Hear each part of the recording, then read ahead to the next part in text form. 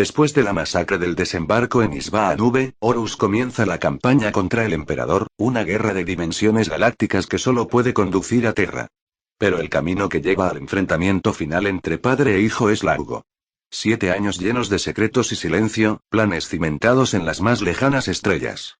Una historia desconocida está a punto de ser desvelada a medida que la luz se derrama sobre los años más oscuros de la herejía de Horus, y las revelaciones harán temblar los cimientos del imperio desde sus mismos cimientos. Quiso echarse a llorar, pero los 2 años anteriores le habían vuelto de piedra el corazón.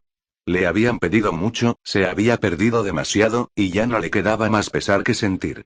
Hermanos abandonados, todo un mundo de ultramar arrasado y el sueño dorado de la unidad galáctica completamente reducido a cenizas. Un momento tan singular de la historia debía ser lamentado, sin duda alguna. Exigía llorar, desgarrarse las vestiduras, arrancarse los cabellos, o, como mínimo, un estallido de rabia primitiva. No se permitió ninguna de aquellas liberaciones catárticas. Si dejaba que comenzaran a salir las lágrimas, quizá nunca dejaran de hacerlo. El Arcanium era un cubo de 20 metros cuadrados con una arcada en cada pared, por la que se podía acceder al interior, y que estaba iluminado con gruesas velas colocadas en unos candelabros de hierro con formas de leones rampantes y águilas fijados en las paredes. El suelo era de pizarra negra y las paredes de madera, pulidas y suavizadas con un cepillo de carpintero que él mismo había utilizado. Recordaba cómo buscaba refugio en aquel lugar muchos años antes, cuando las disputas incesantes entre los senadores de Macragge se hacían insoportables para un muchacho que lo que ansiaba era la emoción del combate. Aquel muchacho había desaparecido, ahogado por la sangre del asesinato de Connor y la gran oleada de matanzas que él mismo había desencadenado tras aquella traición. En aquel momento del pasado lo había llamado justicia, pero el paso del tiempo le había proporcionado la perspectiva necesaria para reconocer el verdadero motivo que lo había impulsado a cometer aquel acto. La venganza no era una razón digna por la que enviar a los soldados a la guerra, y se había jurado a sí mismo que jamás caería de nuevo en esa tentación. Tras identificar aquella debilidad, había llevado a cabo las acciones necesarias para purgar de su interior ese defecto, y la ejecución de Gallan fue la última vez que permitió que las emociones guiaran su mano. Volvió a concentrarse en el libro que tenía delante mientras oía el ajetreo de la fortaleza al otro lado de las paredes pulidas con esmero de su recinto privado. Aquel lugar se había erigido en tiempos pasados lejos de cualquier suplicante, ya que lo había edificado a centenares de kilómetros del asentamiento más cercano, pero ese aislamiento ya era algo muy lejano. Varias hectáreas de murallas de mármol, de cúpulas geodésicas centelleantes, de gigantescas torres y de estructuras perfectamente proporcionadas lo rodeaban.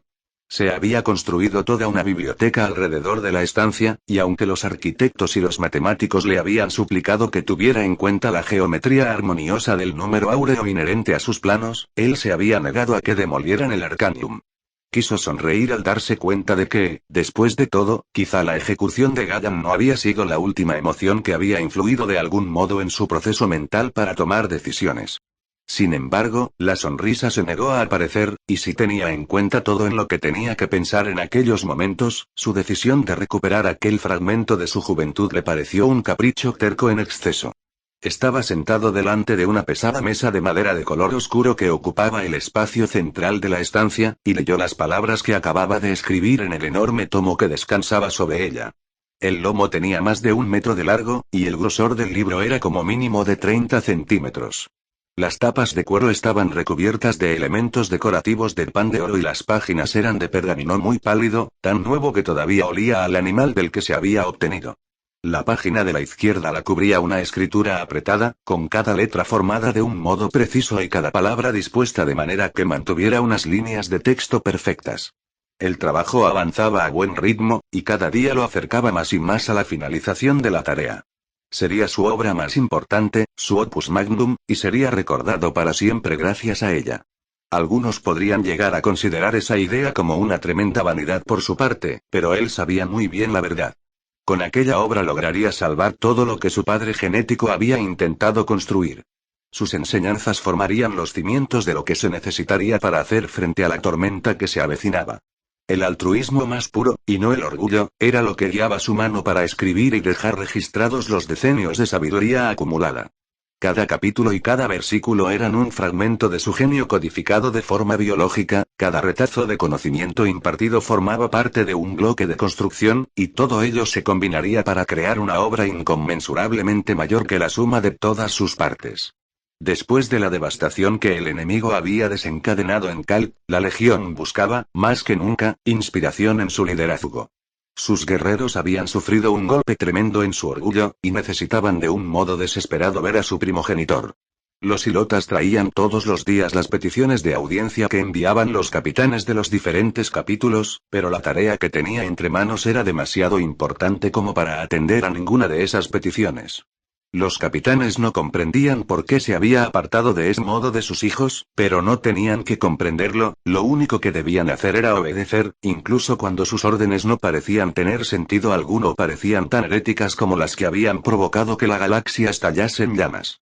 Jamás, en todos los años que llevaba al servicio de su padre genético, se había enfrentado a una decisión tan terrible. El imperio estaba perdido. Todo lo que sabía se lo indicaba, y esta traición sería la que salvaría el sueño que albergaba en lo más profundo de su corazón y que impediría su desaparición. El cuerpo del imperio se moría, pero los ideales de su fundación podrían seguir con vida. Su padre lo entendería, aunque los demás no lo hicieran. Roboute Guilliman escribió 2 palabras en la parte superior de la página derecha. Eran unas palabras traidoras, unas palabras salvadoras. Eran las palabras que anunciaban un nuevo comienzo. Combate 94 se llamaba Remus Ventandus, pertenecía a la 4 compañía de los ultramarines, y era un traidor. Aquello lo incomodaba profundamente, pero no era mucho lo que podía hacer al respecto. Las órdenes que tenía procedían directamente del primarca, y si había algo que se inculcaba a los ultramarines desde el primer día de su entrenamiento era que las órdenes se cumplían, sin importar cuáles fueran. Los destellos iluminaban las montañas de Talasar con un brillo fragmentado y pálido cada vez que los cegadores rayos de fuego bajaban dejando rastros ardientes como lágrimas de fósforo que cayeran en mitad del cielo nocturno. La retirada desde Castra Publius había sido muy larga y dura, y la incesante y tenaz persecución de sus atacantes había empeorado las condiciones del repliegue. Igual que unos aletáfilos que hubieran captado el olor de la sangre en el agua, los guerreros de Mortarion jamás cedieron, jamás disminuyeron la presión, y en ningún momento dejaron de atacar desde que comenzó la batalla. Era una característica que Remus había admirado antaño. No tenía ni idea de cómo iba la batalla en el resto de Talasar. Lo único que sabía era lo que le transmitían los planificadores que se encontraban en el Gran Strategium a través del comunicador del casco, pero eran unos individuos que guardaban celosamente sus secretos y se mostraban renuentes a la hora de distribuir información. La 18 compañía había defendido Castra Publius hasta el último guerrero, y había proporcionado tiempo para retirarse al resto de las fuerzas de los ultramarines, que se habían replegado a las posiciones defensivas ya preparadas por los ilotas, los zapadores de combate de la Fuerza de Defensa de Talasar y las monstruosas máquinas de construcción del Mechanicum. Esas máquinas habían demostrado ser esenciales para la estrategia que seguían, y Remus se sintió agradecido de que el primarca hubiera considerado adecuado exigir la presencia permanente del sacerdocio marciano en todos y cada uno de los mundos de ultramar antes de que el planeta rojo cayera en manos de los aliados del Señor de la Guerra. Remus se puso en pie y tomó el volter de las rocas sobre las cuales lo había dejado. Efectuó las comprobaciones de rutina y activó el seguro. Realizó todas las acciones de un modo automático por lo arraigada que tenía la serie de movimientos. Lo mismo que ocurría con todos los actos de los demás guerreros de la 13 Legión. Acopló el arma al soporte del muslo de la armadura y miró a su alrededor, al paisaje que lo rodeaba. Las montañas de Talasar serpenteaban sobre la superficie del único continente del planeta igual que si fueran una columna dorsal deformada, donde cada vértebra era un pico desigual y agreste, y donde cada hueco se convertía en una serie de valles de los que a su vez partían fracturas minúsculas que formaban gargantas ocultas, cañones sin salida y desfiladeros estrechos cuyos suelos jamás veían la luz del sol. Era un terreno que favorecía a los defensores, y todas las maniobras de entrenamiento para hacer frente a una invasión que se realizaban confiaban en aquel baluarte montañoso y en sus fortalezas comunicadas entre sí. Con lo que no habían contado esas maniobras de entrenamiento era con un enemigo tan implacable como la Guardia de la Muerte. Una muralla en ángulo de escombros apilados y rococemento de fraguado rápido cerraba aquel valle concreto formando una serie de reductos fortificados y de bastiones. Remus conocía bien la velocidad y la perfección en el acabado con la que el Mechanicum era capaz de esculpir nuevos paisajes, pero lo que tenía ante él seguía siendo una visión increíble. El valle se había ensanchado y profundizado, y habían hecho estallar sus flancos para luego perforar y cavar hasta formar una serie de fortificaciones entrelazadas que ocupaban toda su anchura. Él había partido de aquel lugar al frente de la 4 compañía menos de 12 horas atrás, cuando el suelo del valle era liso y estaba vacío y las paredes negras y volcánicas solo estaban cubiertas de líquenes y de grandes extensiones de abetos. Todo aquello había desaparecido. El antaño verde valle de alta montaña se había convertido en algo que parecía una cantera explotada desde hacía varios decenios. Las unidades de las fuerzas auxiliares de Talasar ocupaban los reductos construidos de forma precisa a partir de gruesas losas prefabricadas, y las armas pesadas de los ultramarines ocuparon unas almenas y torretas que no se encontraban allí 10 horas antes. Había sido una retirada muy difícil, y las unidades de vanguardia de la Guardia de la Muerte los habían acosado a cada paso del camino. A Remus le había repelido la idea de permitir que el enemigo mantuviera la iniciativa, pero la nueva estrategia implicaba que debían ceder terreno. Los 3000 astartes de la 4 compañía se reunieron en grupos cuidadosamente calculados y aprovecharon para descansar detrás de la alta muralla. Remus avanzó serpenteando entre los grupos. Se estremeció un momento al pasar bajo una de las máquinas de construcción del Mechanicum. Se alzaba por encima de él, y era más larga y ancha que la propia galería de las espadas de Macrauge. La tierra retemblaba con el profundo ronroneo reverberante de su poderoso núcleo motor. Su enorme masa tenía un color ocre polvoriento y estaba cubierta por multitud de torretas artilladas y de señales que indicaban peligro, además de mostrar por doquier el símbolo monocromático del engranaje del Mechanicum. Todos sus guerreros se encontraban desplegados detrás de la muralla, con cada escuadra situada siguiendo exactamente las nuevas doctrinas tácticas que se habían instaurado recientemente. Todo aquello formaba parte de un cambio radical en la manera como estaba organizada la legión. Se trataba de una nueva serie de reglamentos y de órdenes de batalla que habían llegado directamente desde la fortaleza de Hera y que imponían unas directrices muy estrictas sobre la manera en la que cada guerrero y cada escuadra debía actuar dentro de la legión como conjunto. Era una sensación muy extraña desarrollar una autonomía de mando dentro de unas especificaciones predeterminadas, pero si había alguien capaz de diseñar una doctrina táctica capaz de hacer frente a cualquier enemigo y situación, ese era Roboute Guilliman. Vio al sargento Barca en los peldaños que llevaban a la plataforma de combate. Estaba escuchando los informes que le enviaban los exploradores de la 4 compañía, que se encontraban desplegados en los riscos que se alzaban por encima de ellos. De entre todos los guerreros de los ultramarines, ellos eran a los que más les estaba costando adaptarse a las reglas recientemente impuestas, pero era tal la naturaleza integral y completa de los nuevos procedimientos operativos que hasta al irascible jefe explorador de la 4 compañía, Naron Batian, le estaba resultando casi imposible encontrar algún fallo en ellos. ¿Alguna señal del enemigo, sargento?, le preguntó Remus. Barca se volvió y se golpeó el pecho con un puño. Era el saludo preunificación. Le resultó extraño ver a su sargento hacer aquel saludo, pero Remus supuso que era más apropiado que el signo del Aquila, ya que se habían convertido en traidores. Se detecta mucha actividad alrededor de Castra Publius, pero no se ha visto señal alguna de que ya se hayan puesto en marcha, le contestó Barca con los brazos pegados a los costados y firmes como vigas, como si se encontrase en un desfile y no en un campo de batalla. No estamos en Macrauge, sargento. No es necesario comportarse de un modo tan formal, le indicó Remus. Barca hizo un gesto de asentimiento, pero no cambió de postura. Es la corrección, mi capitán, le contestó el sargento. Que nos encontremos en situación de combate no significa que debamos dejar la corrección a un lado. Después de todo, así fue como comenzó todo este penoso asunto. Se pasó por alto la corrección. Eso no pasará bajo mi mando.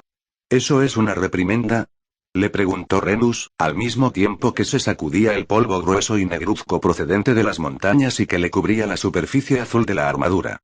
No, señor, respondió Barca sin dejar de mirar hacia un punto lejano situado por encima del hombro izquierdo del capitán. Es simplemente la constatación de un hecho. Tienes toda la razón, sargento. Si el señor de la guerra hubiera tenido como ayudante a un individuo quisquilloso como tú, nos habríamos ahorrado todo esto. Lo decía en serio, capitán. Y yo también, le contestó Remus mientras subía los peldaños que lo llevarían hasta las murallas para observar desde allí la zona montañosa. Barca lo siguió respetuosamente y se colocó a su lado, listo para cumplir cualquier orden que le diera. Aunque Remus no veía ninguna en aquel momento, sabía que las unidades de la Guardia de la Muerte estaban explorando los valles inferiores en busca de algún punto débil en la línea defensiva de los ultramarines. No soy ingeniero, pero hasta yo soy capaz de ver que no seremos capaces de defender esta muralla, comentó Barca. ¿Por qué lo dices? Han construido la muralla demasiado en el exterior. La parte más estrecha del valle se encuentra a nuestra espalda. ¿Y? Eso hace que la muralla resulte demasiado larga, explicó Barca en un tono de voz que indicaba que era incapaz de comprender cómo era posible que su capitán no se hubiera dado cuenta de algo tan obvio. No disponemos de suficientes guerreros o armas pesadas para repeler un ataque a gran escala. Luego, el sargento señaló por encima del hombro. La garganta Yaelen se encuentra al sur, pero es demasiado estrecha como para que los blindados pesados puedan atravesarla a una buena velocidad. Castra Maestor bloquea las escaleras helicanas en el norte. Esta es la única ruta viable que atraviesa nuestras líneas, y la Guardia de la Muerte no tardará en darse cuenta de eso. Todo lo que dices es muy cierto, sargento. ¿Quieres sugerir algo con eso? Le preguntó Remus. Por supuesto. Casi parece que quisiéramos que atacaran por aquí. Lo que no entiendo es por qué se lo permitimos, cuando en realidad deberíamos ser nosotros quienes los atacáramos. La Guardia de la Muerte avanza como la ola de un maremoto, le contestó Remus. Si nos enfrentamos a ellos en un ataque directo, su superioridad numérica nos barrerá. Lo que hacemos es replegarnos, provocando que avancen hasta que sus líneas se extiendan demasiado y sean más débiles. Entonces será cuando los ataquemos. ¿Es su plan? No. Nuestra estrategia viene determinada por los escritos del primarca. Permiso para hablar, le pidió Barca. Concedido. ¿De verdad vamos a combatir siguiendo las tácticas de un libro? Es el libro del primarca, le recordó Remus. Lo sé, y no quiero faltar al respeto haciendo estas preguntas, pero ¿acaso puede algún libro, incluso uno escrito por el primarca, cubrir todas y cada una de las posibilidades tácticas de una batalla? Supongo que estamos a punto de descubrirlo, dijo Remus al oír un intercambio de mensajes por el comunicador. Las unidades de la Guardia de la Muerte ya se encontraban en las laderas inferiores del valle. Todo el mundo preparado para el combate, sargento, ordenó Remus. A la orden, capitán, respondió Barca al mismo tiempo que saludaba. Se dio la vuelta de inmediato y comenzó a organizar a la 4 compañía. Remus Ventanus se quedó mirando a lo lejos, donde se divisaba el resplandor de varios fuegos más allá, en las montañas. Castra Publius había caído, los ultramarines que la defendían habían muerto y los guerreros de la Guardia de la Muerte avanzaban de nuevo para destruirlos. ¿Cómo se había llegado a aquello? Los disparos de las armas láser y de los volters acribillaron a los guerreros atacantes y abrieron brechas en sus líneas, pero sin ralentizar en absoluto su avance. La poca artillería que poseían los defensores lanzó proyectiles especiales contra las filas enemigas y abatieron escuadras enteras bajo aullidos de luz y de sonido. Los Dreadnoughts atacantes se lanzaron al asalto a grandes zancadas, y sus brazos armados acribillaron a los defensores con ráfagas mortíferas de precisión mecánica. Remus vio a toda una escuadra de ultramarines abatida por los disparos de 2 Dreadnoughts que abrieron fuego de forma coordinada, y ordenó a gritos a una de las dotaciones de armas pesadas que acabaran con ambos. Un trío de misiles salió disparado hacia los Dreadnoughts, y uno de ellos se desplomó destrozado tras ser alcanzado en un costado por 2 de los proyectiles. El segundo cayó destruido unos segundos más tarde tras sufrir el impacto directo de un camión de fusión en el sarcófago. Aquello fueron victorias momentáneas, unos momentos luminosos frente a una superioridad aplastante. Los guerreros de la Guardia de la Muerte luchaban como máquinas, y siguieron avanzando con el ardor insensible de una criatura mecánica y sin alma. Remus era un guerrero, un luchador creado genéticamente con una habilidad superlativa para matar, pero también había sido creado para ser mucho más que eso. Se enorgullecía de su pericia como combatiente, y disfrutaba de la posibilidad de poner a prueba su habilidad contra otro guerrero, pero ver combatir a la Guardia de la Muerte era enfrentarse a un oponente para quien la guerra era simplemente una lucha de desgaste. Pero Remus no estaba dispuesto a bailar al son de los tambores de guerra de la Guardia de la Muerte. Los informes tácticos aparecieron desplegados en la pantalla de su visor. Índices de bajas propias, proporción de bajas enemigas, resultados probables, y otra docena de variables del campo de batalla. El flujo de información habría dejado anonadado y superado incluso a un táctico del ejército imperial, pero la estructura cognitiva modificada genéticamente de Remus le permitió procesarlo todo en el tiempo que duraba un parpadeo. La Guardia de la Muerte se reagrupó para efectuar otro asalto contra las murallas, y en ese período de tiempo la memoria idética de Remus accedió a los parámetros de batalla que contenían los planes tácticos del Primarca. Encontró una coincidencia que llegaba a conclusión lógica tras seguir una serie predeterminada de cursos de acción. Había llegado el momento de replegarse. Remus acopló el Volter al soporte del muslo de la armadura y dio la orden de retroceder, una de las 2 docenas de opciones permitidas que tenía disponibles. Los ultramarines comenzaron a replegarse por escuadras de un modo ordenado mientras las tropas auxiliares de Talasar acribillaban la zona de tiro que se extendía delante de las murallas con los disparos de las armas láser. Aunque la máquina del Mechanicum no estaba diseñada para ser utilizada en combate, disponía, sin embargo, de un temible arsenal de armas defensivas. Sus enormes cadenas comenzaron a alejar a la máquina del combate mientras el rugido intermitente de las armas resonaba por encima de sus cabezas. Era un sonido curiosamente liso, casi llano, muy diferente al estruendo retumbante y explosivo de las ráfagas de disparos de Volter.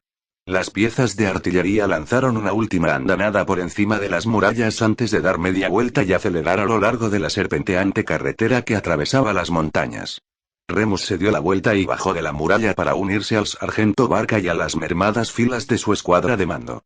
Itus, Elika y Pilus ya no estaban entre ellos, lo que había dejado a la escuadra peligrosamente escasa de efectivos, pero los escritos del Primarca también tenían en cuenta esa posibilidad, y Remus requirió refuerzos de aquellas escuadras que no habían sufrido bajas durante el combate. A su espalda, la Guardia de la Muerte llegó finalmente a la muralla y comenzaron a superarla mientras los defensores seguían huyendo. Cuando la última escuadra de ultramarines llegó a la cresta montañosa que se alzaba detrás de las murallas, Remus envió un chorro de datos en forma de transmisión codificada al adepto del Mechanicum que se encontraba en el interior de la gigantesca máquina de construcción. Pocos segundos más tarde, una serie controlada de explosiones hizo que las paredes del valle se derrumbaran en una enorme avalancha destructiva. Aquello era poco más que una táctica dilatoria. La Guardia de la Muerte atravesaría aquel obstáculo en poco tiempo, pero era más que suficiente de momento. Barca le dirigió un gesto de asentimiento mientras se retiraban hacia las montañas. Nos estamos quedando sin espacio para movernos, le dijo al capitán. ¿Cree que hemos hecho lo suficiente para que se estrellen sin resultado contra las murallas de Castra Tanarra? Remus no le contestó de inmediato. Los informes tácticos de las proporciones entre bajas propias y enemigas aparecieron en ese mismo momento en el visor del casco. Mostraban una serie de lecturas preocupantes, pero se mantenían dentro de los parámetros establecidos en las condiciones que se habían previsto para aquel combate. Los datos de la situación estratégica general, procedentes del Gran Strategium, se filtraban a través de la información táctica y revelaban el punto hasta el que se había desangrado la Guardia de la Muerte en sus constantes asaltos a las fortificaciones de los ultramarines. Eso parece. Los demás capítulos han cumplido bastante bien, le contestó Remus por fin. Pero no tan bien como nosotros, ¿verdad? Quiso saber Barca.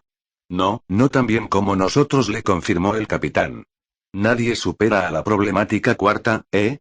No mientras yo tenga mando, le confirmó Barca. A Remus le agradó sobremanera el ánimo que mostraba su sargento, y le satisfizo oír una agresividad tan orgullosa en la voz del guerrero.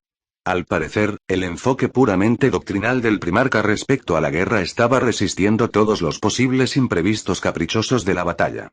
Sin embargo, aquello no era más que un combate, y uno de los muchos oponentes a los que tendrían que enfrentarse. Las verdaderas pruebas llegarían en el futuro. Combate 136. La holopictografía trazada sobre la lustrosa superficie del proyector iluminaba con un brillo desagradable el resto del Gran Strategium. Provocaba unas sombras duras en las paredes relucientes y blanqueaba mucho todas las superficies a pesar de los colores de tonos intensos. El aire era espeso y estaba cargado con el olor de los aceites tóxicos y los ungüentos cáusticos que se quemaban en los incensarios del Mechanicum. Aquello apestaba a aceite de maquinaria mezclado con al menos una docena de sustancias venenosas, y aunque era una brujería propia del Mechanicum, era efectiva, sin duda alguna. Los guerreros de las legiones astartes soportaban aquellos efluvios sin mostrar que los afectaran en modo alguno, pero los mortales que se encontraban en el interior del Gran Strategium no dejaban de toser y de frotarse los ojos, que no paraban de lagrimear. Remus Ventanus no sabía si eran lágrimas provocadas por las sustancias petroquímicas irritantes que ardían en los incensarios o al hecho de contemplar la destrucción de un mundo tan hermoso. Supuso que debía de ser una combinación de ambas situaciones. Se quedó mirando la desolación de Prandium y deseó ser capaz de llorar también. Era, con diferencia, el mundo más hermoso de ultramar, pero sus bosques maravillosos, sus montañas, que parecían esculpidas, y sus lagos centelleantes estaban envueltos en llamas o cubiertos de humo y llenos de sustancias contaminantes. Angron jamás había mostrado temor alguno a la hora de tomar medidas extremas en un combate, y había dejado que sus devoradores de mundos actuaran del modo más feroz imaginable. Remus le había oído decir a su primarca en una ocasión que la legión de Angron era capaz de lograr lo que otras no serían capaces, porque el Ángel Rojo estaba dispuesto a ir más allá que cualquier otra legión, de comportarse de un modo que cualquier código de guerra civilizado consideraría completamente abominable. Tras ver lo que le había hecho a Prandium, Remus comprendió muy bien lo que había querido decir su primarca. Aquello no era una guerra honorable, era una representación perfecta de la matanza y la destrucción. Sin duda, la gran obra del primarca jamás habría considerado llevar la guerra a unos extremos tan terribles. Los devoradores de mundos habían desembarcado en Prandium después de un incesante y feroz bombardeo de saturación que había arrasado la mayor parte de sus ciudades de mayor tamaño y había incendiado el planeta de un polo a otro. Lo cierto era que había muy poco que se pudiera salvar, o que mereciera la pena hacerlo. Habían muerto millones de personas, y las explosiones de los diferentes tipos de munición habían dejado contaminada tanto la atmósfera como los mares durante milenios. Sin embargo, Prandium seguía siendo un planeta valioso. Su órbita pasaba cerca del punto de salto interior, lo que significaba que quien controlara Prandium controlaría la entrada a ultramar. Incluso si Prandium quedaba reducido a una roca arrasada y sin vida, seguía siendo un planeta de ultramar, y ningún lugar por el que hubiera pasado Roboute Guilliman se entregaría sin presentar batalla. Al ocurrir aquello tan poco tiempo después de la devastación provocada en el Sol de Kalb, Remus tuvo la sensación de que los mundos de ultramar estaban siendo destrozados uno por uno. Igual que si se tratara de un antiquísimo estandarte medio deshecho que se hubiera sacado de unas de las criptas de éxtasis de la fortaleza de Hera, todo el entramado que conformaba el tejido de ultramar se estaba deshilachando. La invasión de Talasar, uno más de los feroces asaltos que estaba sufriendo el imperio de los ultramarines, había sido rechazada. Los guerreros de Mortarion habían extendido demasiado sus líneas al dejarse llevar por el aparente éxito de sus ataques, lo que había dejado expuestos sus flancos de un modo peligroso cuando se lanzaron finalmente a por la fortaleza montañosa de Castra Tanagra. Las unidades de la 9, la 4 y la 45 compañías se habían encargado de defender la fortaleza, y cuando la Guardia de la Muerte se había lanzado al ataque, las pinzas envolventes de la 49, la 34, la 20 y la 1 compañías contraatacaron y destruyeron por completo a las fuerzas enemigas. Había sido una victoria que les había levantado el ánimo, pero Remus era incapaz en esos momentos de ver cómo iban a poder repetir aquel éxito en una situación como esa. Alrededor del proyector, con los rostros ceñudos y tallados en granito, se encontraban los capitanes de 14 compañías de combate de los ultramarines, junto a sus lugartenientes, sargentos mayores y sabios. Los logistas de batalla no dejaban de suministrar información al proyector, y los datos estratégicos en tiempo real mostraban un planeta desgarrado por la guerra. Un mundo moría ante sus propios ojos. La 5 compañía se está desplegando en sus posiciones, dijo el capitán Honoria, de la 23. La 17 se acerca para proporcionarle apoyo. Las fuerzas enemigas han trabado combate con la 25, informó el capitán Urat, de la 39. El flanco oriental de Alápolis está cediendo, comentó Evexian, de la 7. Atravesarán nuestras líneas en cuestión de horas. Voy a ordenar a la 43 y a la 37 que se replieguen. ¿Están la 13 y 28 en posición para el ataque del norte?, preguntó Remus. Lo están, le confirmó Honoria. La 3, la 5 y la 9 de los devoradores de mundos están atacando con fuerza en los límites de la provincia Zaragoza. Si no enviamos refuerzos, podríamos perder todo el flanco occidental. Remus rodeó el proyector caminando con las manos cruzadas a la espalda mientras buscaba algún defecto en el plan de batalla de Angron. Era el capitán de mayor rango de entre todos los presentes en el Gran Strategium, por lo que tenía el mando general de todas las fuerzas de los ultramarines en Prandium, un nivel de mando jamás ostentado con anterioridad, pero había sido el propio primarca en persona quien había efectuado el nombramiento. ¿Por qué lo había elegido? Había otros capitanes en el Gran Strategium que tenían más experiencia en el mando que él. Remus y la 4 compañía habían librado decenas de combates a menor escala, y en todas y cada una de las ocasiones habían salido victoriosos, pero esas batallas habían sido enfrentamientos a escala de compañías, con poco más que unos cuantos miles de guerreros bajo su mando. Aquello era otro nivel de batalla completamente distinto. Estar al mando de la defensa de todo un planeta era algo para lo que Remus estaba entrenado, por supuesto, pero que, en realidad, jamás había llegado a hacer. Tenía las enseñanzas del Primarca grabadas de un modo indeleble en la mente. Opciones, variables, parámetros, líneas de combate, respuestas posibles y un millar de planes con los que se cubría cualquier posible eventualidad que se produjera en la guerra. Había funcionado en Talasar, y Remus tenía que confiar en que funcionaría allí. Se paró delante del proyector táctico y captó la situación estratégica con un solo vistazo. El movimiento de los ejércitos, de las divisiones y de las cohortes, un millar de elementos que conformaban la batalla por el planeta, era un entramado de avances feroces, de marchas de flanqueo, de batallas brutales y de aislamiento de las fuerzas enemigas.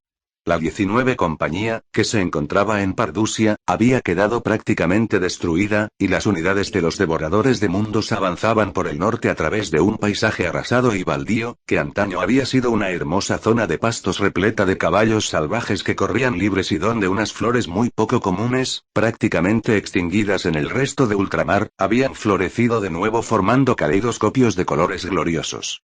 Los capitanes allí reunidos lo miraban fijamente, resentidos por verse obligados a enviar a tantos de sus hermanos a la muerte a fin de cumplir unas órdenes que rompían la cohesión de las líneas defensivas de los ultramarines. Los arcos y los trazos de las posiciones de color azul serpenteaban por el mapa de forma aleatoria, y cada una representaba un bastión aislado de los ultramarines, de las fuerzas auxiliares y de las unidades del ejército imperial que habían sido adscritas a la fuerza a la defensa del planeta. ¿Cuáles son sus órdenes, capitán Ventandus? Quiso saber el capitán Honoria.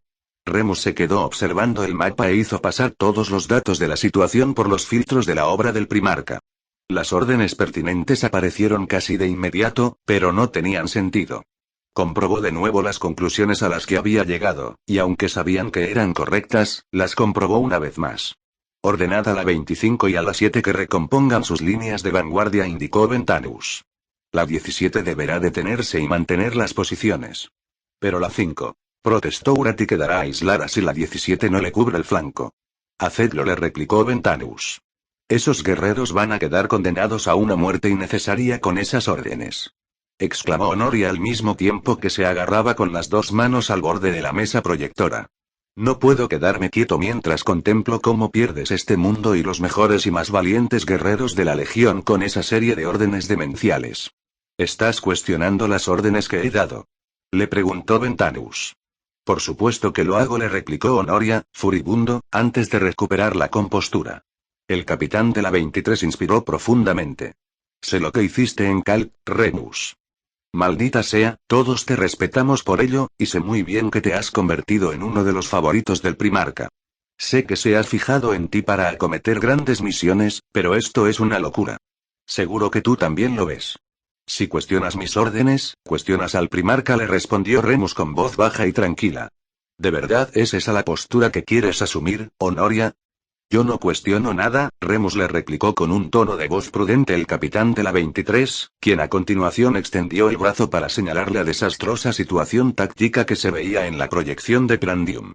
Pero ¿cómo van a poder estas maniobras detener a los devoradores de mundos? Los carniceros del Ángel Rojo están despedazando Prandium, y tú lo estás ayudando a hacerlo. Remus se contuvo para no responderle.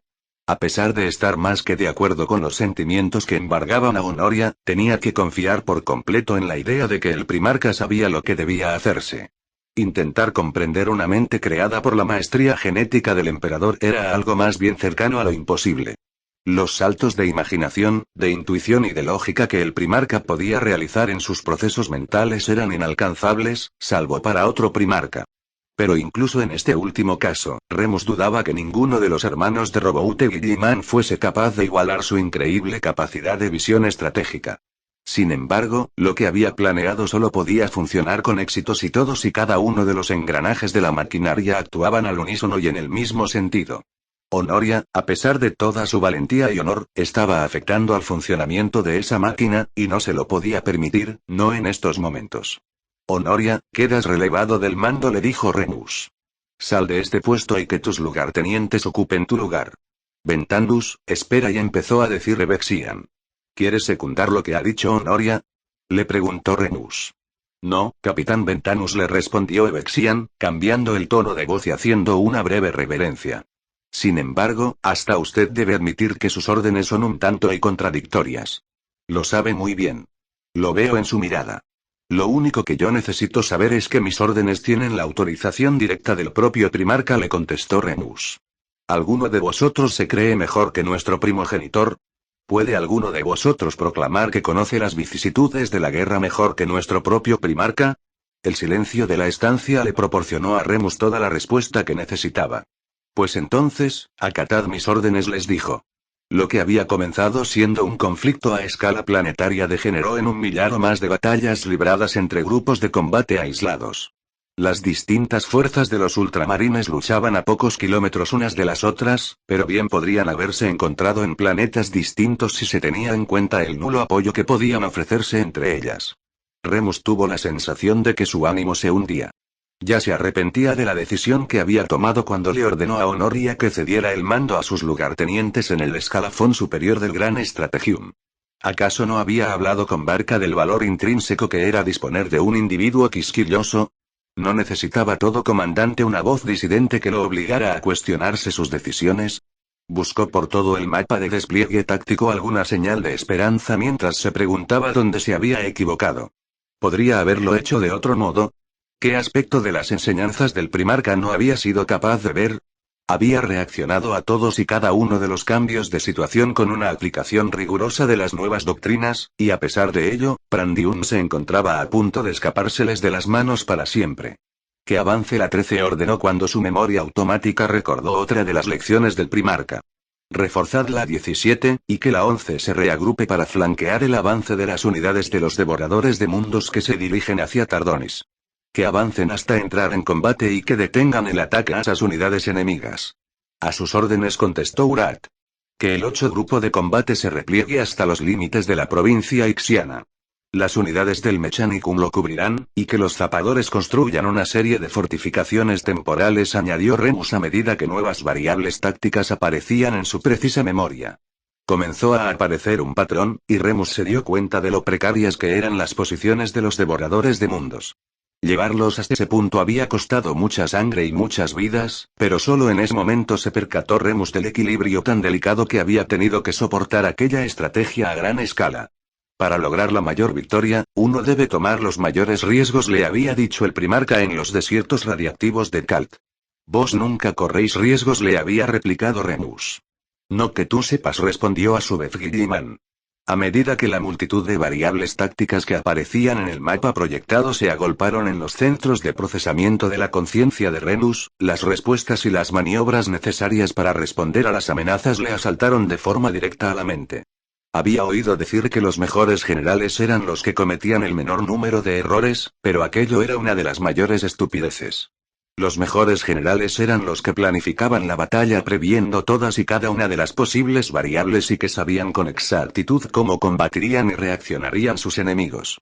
Al ver la belleza asombrosa y la complejidad de las estratagemas que se estaban desarrollando ante sus propios ojos, Remus supo, sin duda alguna, que Roboute Gilliman era uno de esos generales. Las palabras prácticamente le salieron solas de la boca, como si él no fuera más que un hilo conductor que utilizaran para tomar que el grupo de combate última reagrupe su vanguardia a lo largo del río Axiana. La 9 y 25 deben cambiar la dirección de su avance, hacia el nordeste, hacia las coordenadas 69 Alfa 83 Delta. Los capitanes obedecieron las órdenes de inmediato, pero Remus todavía no había acabado. Las órdenes continuaron surgiéndole de la boca, y cada una salió disparada como si fuera un dardo venenoso dispuesto a clavarse en el corazón del comandante enemigo. Sus subordinados apenas fueron capaces de mantener su ritmo a medida que enviaba órdenes de maniobra al campo de batalla con una rapidez pasmosa. En todos los rostros aparecieron muestras de confusión, pero a medida que las posiciones de las unidades de los ultramarines comenzaban a cambiar tras cumplirse las órdenes de Remus, el capitán vio que esas expresiones de confusión se veían sustituidas por gestos de asombro. Un puñado de iconos rojos situados en el centro de los territorios praxos que representaban al grupo de combate más importante de los devoradores de mundos, se vieron de repente rodeados por todas partes cuando las unidades de los ultramarines, unos minutos antes aisladas, convergieron y se cerraron igual que las mandíbulas de una trampa para dejarlas encerradas en el interior de una zona de exterminio mortífera. Otros pocos minutos después, esos iconos comenzaron a parpadear y a desaparecer cuando la potencia de fuego combinada de 3 compañías de los ultramarines acribilló la zona con fuego de artillería, con andanadas masivas de bolters y con oleadas de salvas de fuego pesado procedente de las unidades de devastadores astutamente escondidas. Las cortes de devoradores de mundos que se encontraban por todo Prandium se vieron rodeadas de repente y aisladas entre sí después de que su agresividad insensata las hubiera llevado de cabeza hacia las armas de los ultramarines. El efecto fue similar al de 1.000.000 de piezas de dominó colocadas de un modo aparentemente aleatorio y que al caer crearan una obra maestra de energía cinética en funcionamiento. Las compañías de ultramarines que estaban replegándose de forma apresurada giraron en redondo para unirse a sus hermanos y encerrar a los devoradores de mundos en una serie de trampas mortíferas de las que no había escapatoria posible. Las unidades de los ultramarines movieron bajo las órdenes de Remus como si aquello fuera la más grácil de las representaciones de baile, y se desplazaron juntas con una armonía sin tacha alguna. Se habían convertido en una máquina de matar elegante y de diseño impecable. Uno por uno, los iconos rojos de los invasores fueron desapareciendo, mientras que los de los ultramarines se mantuvieron en un intenso color azul.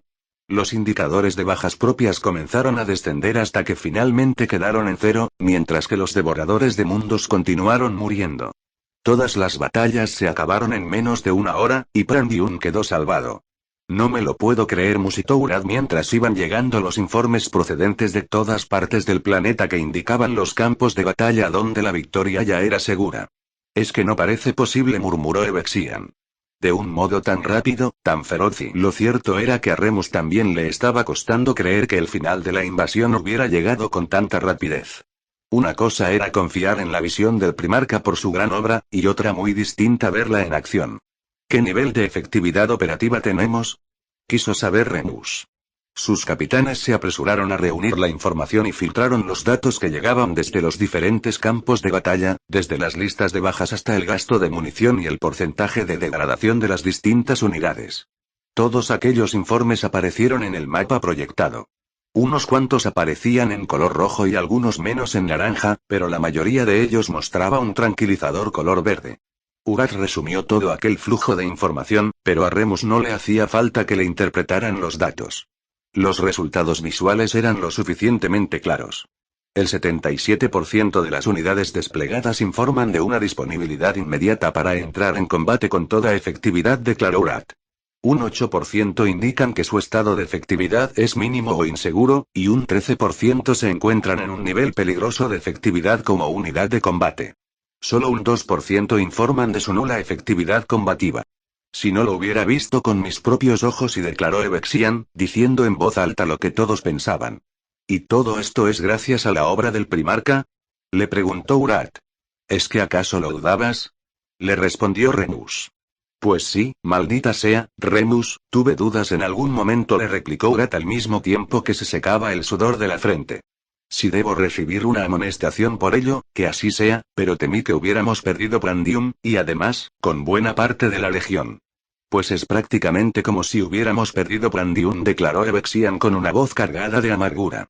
Mirad lo que esos cabrones le han hecho a la hermosa doncella de ultramar.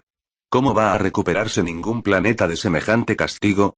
Los mundos de ultramar son más duros que la mayoría de los demás, Evexian, le contestó Remus antes de dejar escapar un largo suspiro y sonreír por la victoria que acababan de conseguir.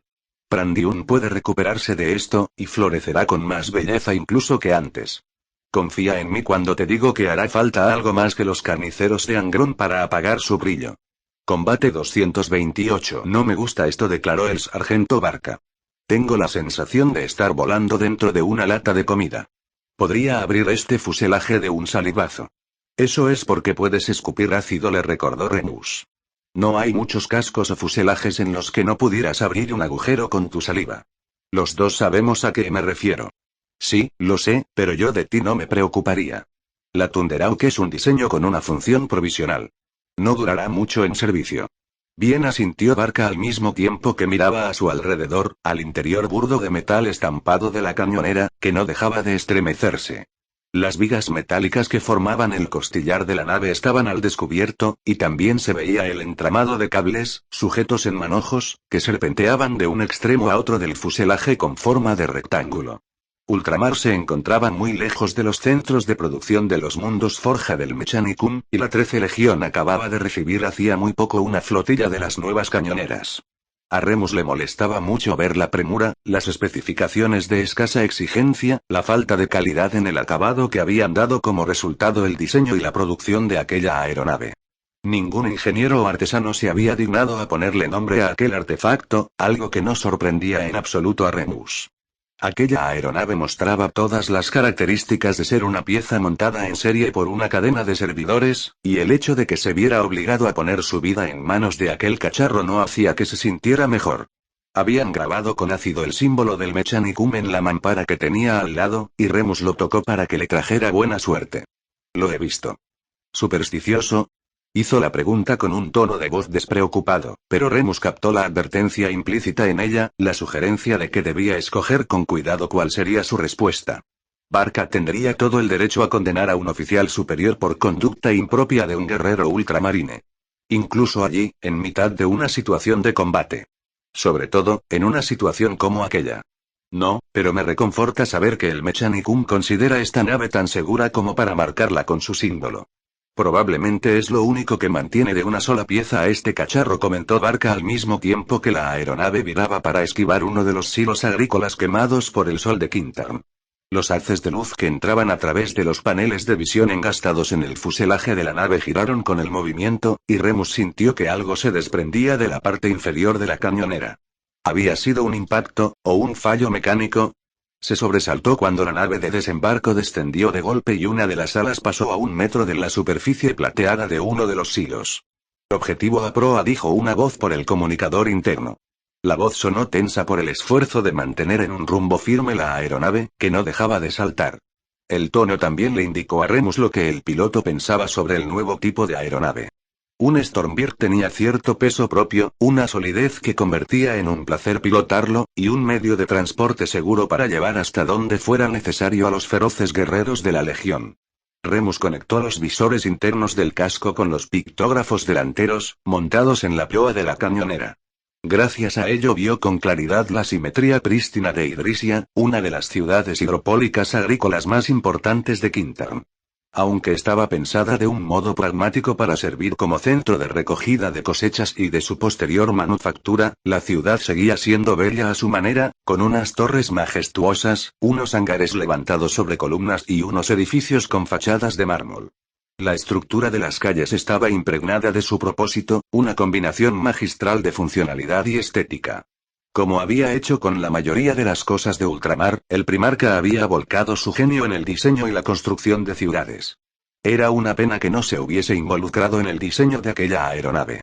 Las fortificaciones enemigas en el interior de la ciudad estaban marcadas en color rojo, y Remus se dio cuenta de lo profundamente que habían clavado sus garras en la metrópolis. Aquel enemigo en concreto destacaba por su habilidad en los combates urbanos, y tendía a emplear armamento que era más eficaz a corta y media distancia, y que era capaz de atravesar cualquier cobertura como si no existiera en realidad. Aquella sería la batalla más difícil de todas. Las demás los habían llevado hasta el borde de la derrota antes de que la gran obra del Primarca demostrara toda su valía. Lo había hecho una y otra vez, en un combate tras otro. La 4 compañía ya no era la única equipada con el increíble logro del Primarca. Mientras la compañía de Remus se acercaba mediante aquel asalto aéreo, otras compañías se enfrentaban en otras batallas a los mismos enemigos que ocupaban Quintarn.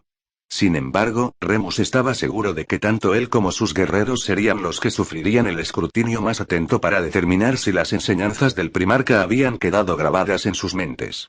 Remus y los suyos eran conocidos en algunos círculos como la Problemática Cuarta, una compañía famosa por sus tácticas atrevidas, sus locuras heroicas y la valentía personal de todos y cada uno de sus guerreros.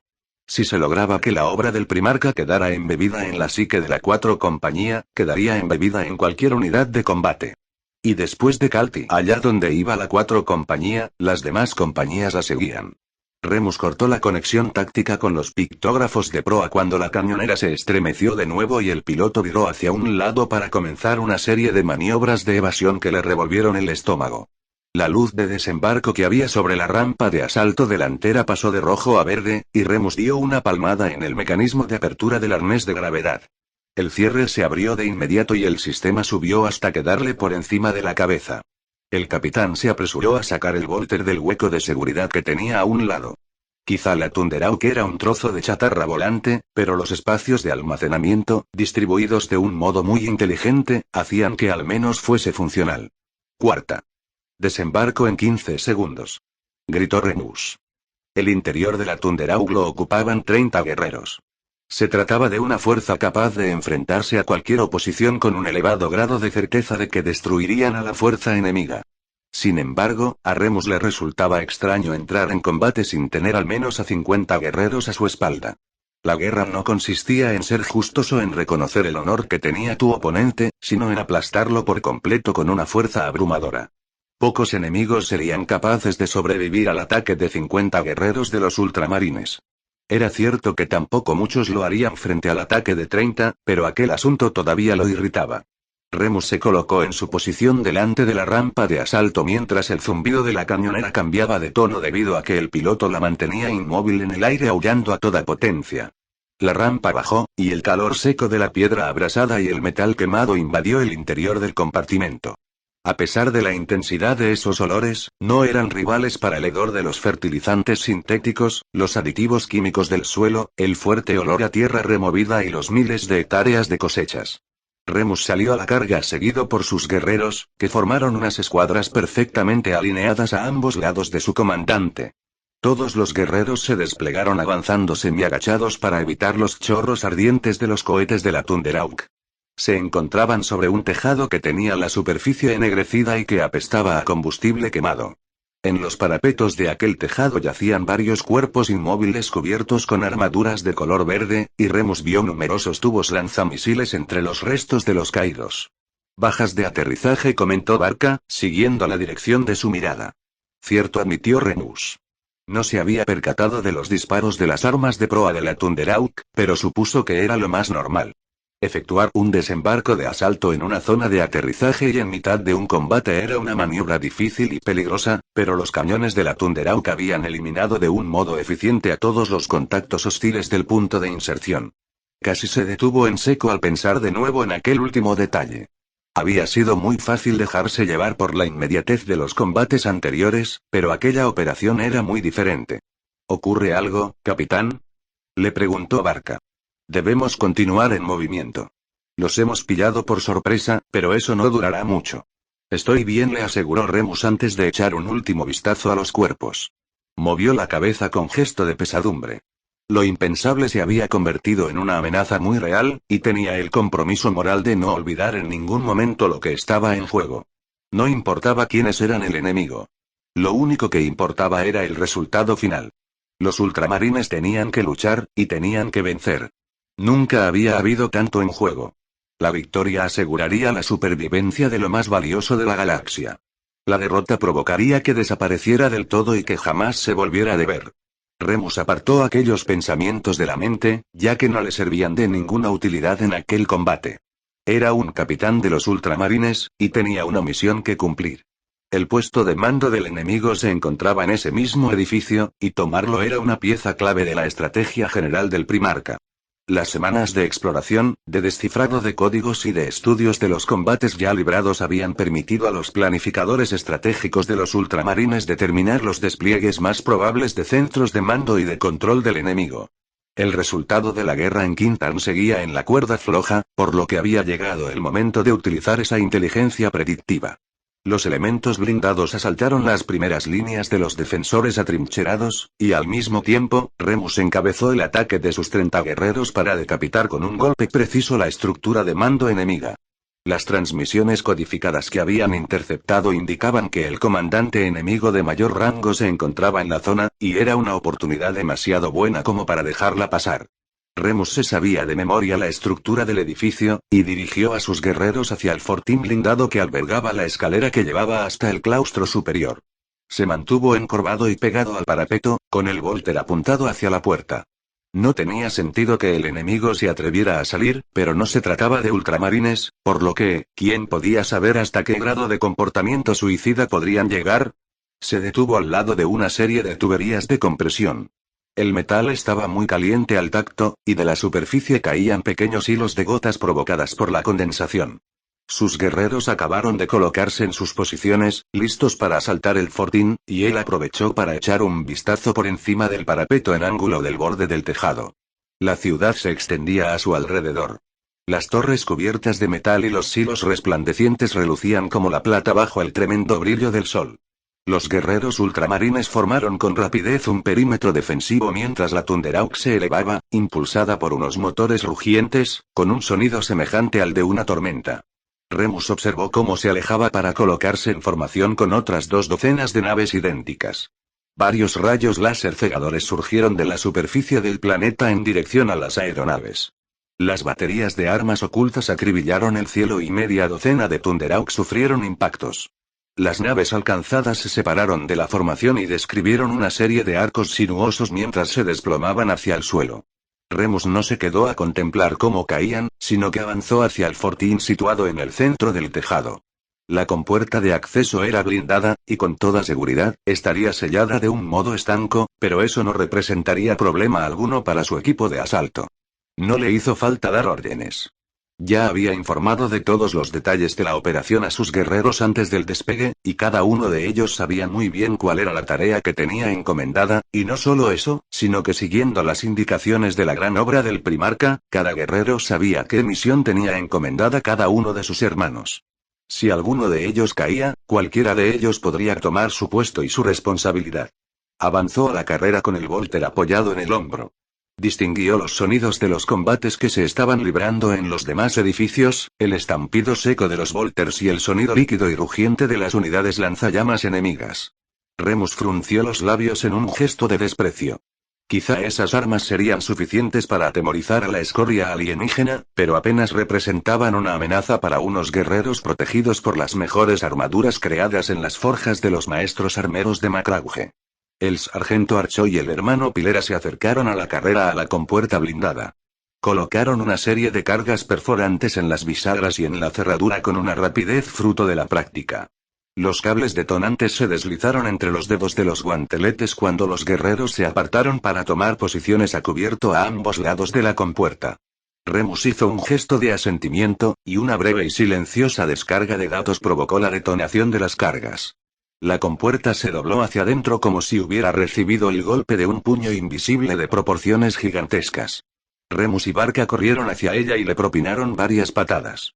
La superficie metálica acabó de ceder y se dobló casi por la mitad ante la tremenda fuerza de los golpes.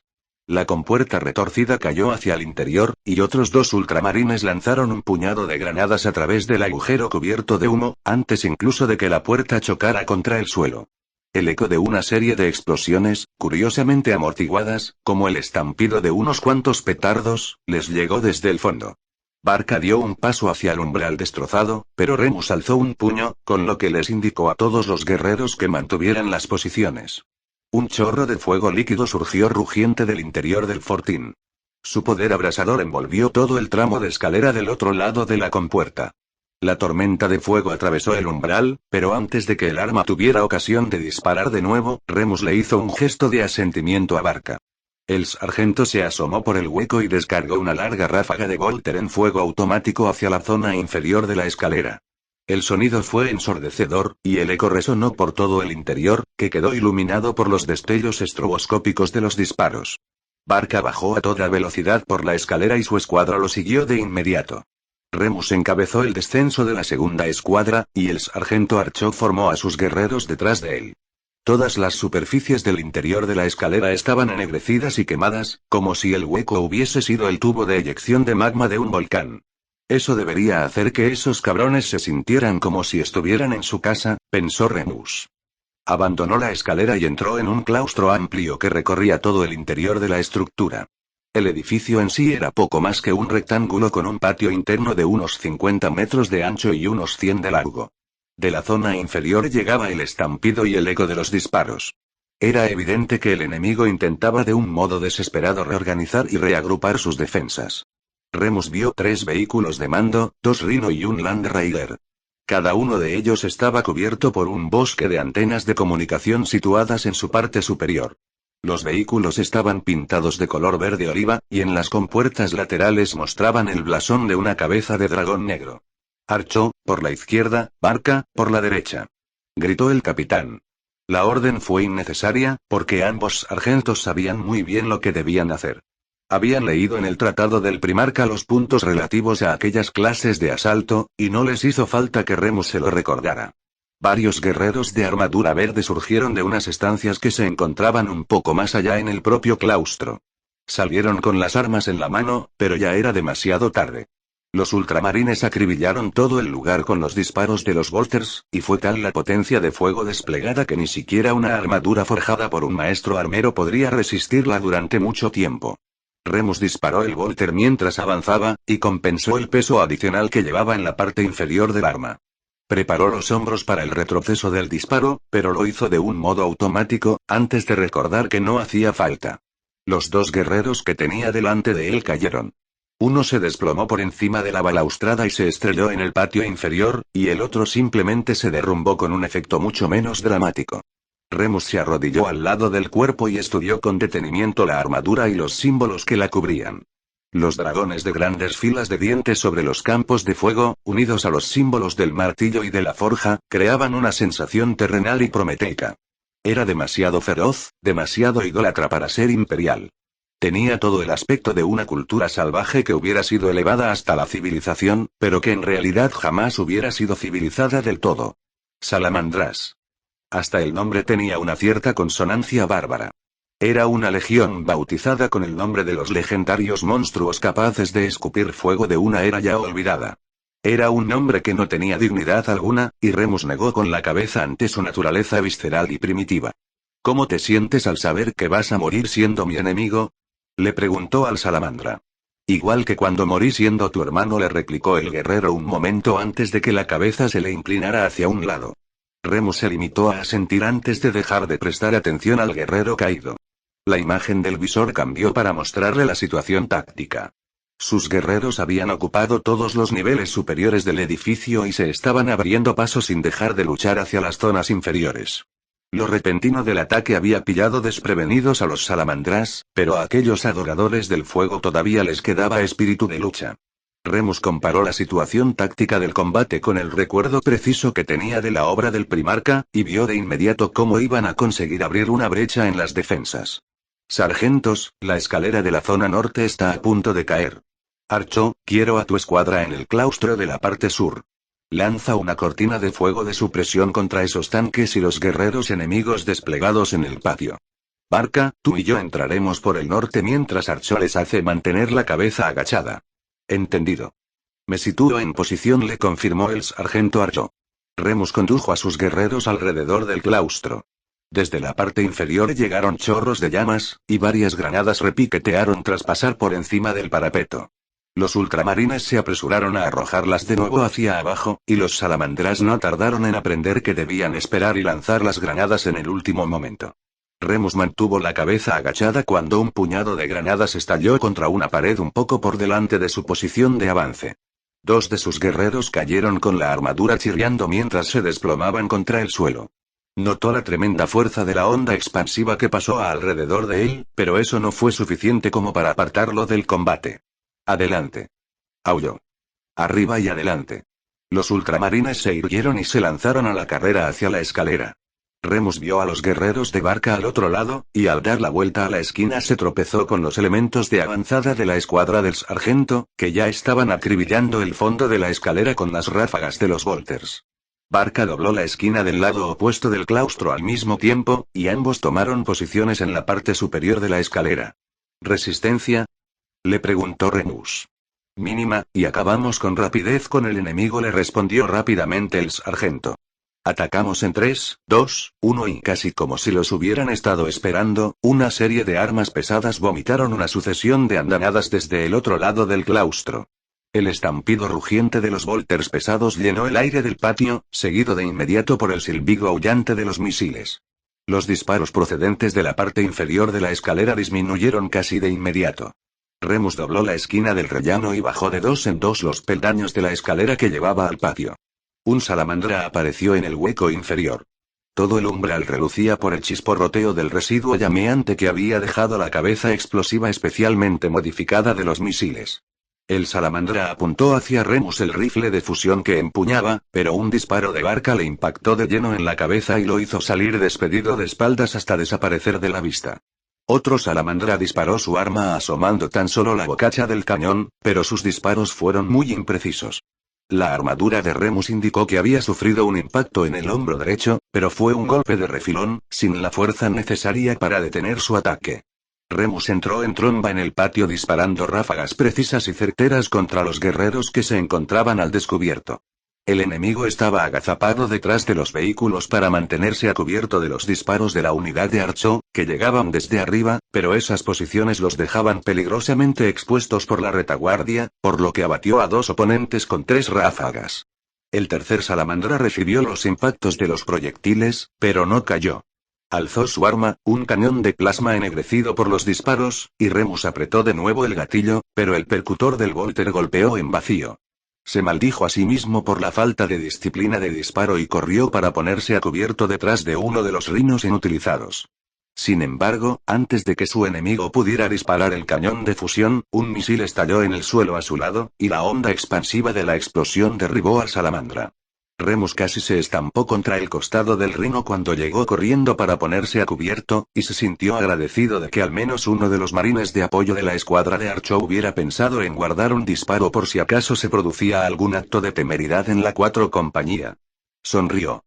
Ni siquiera todo un volumen de enseñanzas del primarca era capaz de borrar por completo el espíritu propio de la problemática cuarta. Remus cambió el cargador del arma y revisó la zona batida por las ráfagas de disparos en que se había convertido el patio interior. Buscó con la vista las insignias o cualquier otro símbolo que indicara un rango superior de mando. Distinguió grabados de dientes, amuletos de dragones y diversos símbolos de forja, pero no vio nada que se pareciera a una progresión lógica de insignias de rango. Lo habían instruido sobre el sistema de insignias de los salamandras, pero no vio entre ninguno de los muertos nada que indicara la presencia de un comandante de rango elevado. ¿Serían erróneas las deducciones a las que habían llegado con la información de la que disponían? Descartó de inmediato aquella idea. Pensar que Roboute Guilliman se podía haber equivocado en algo iba más allá de lo ridículo.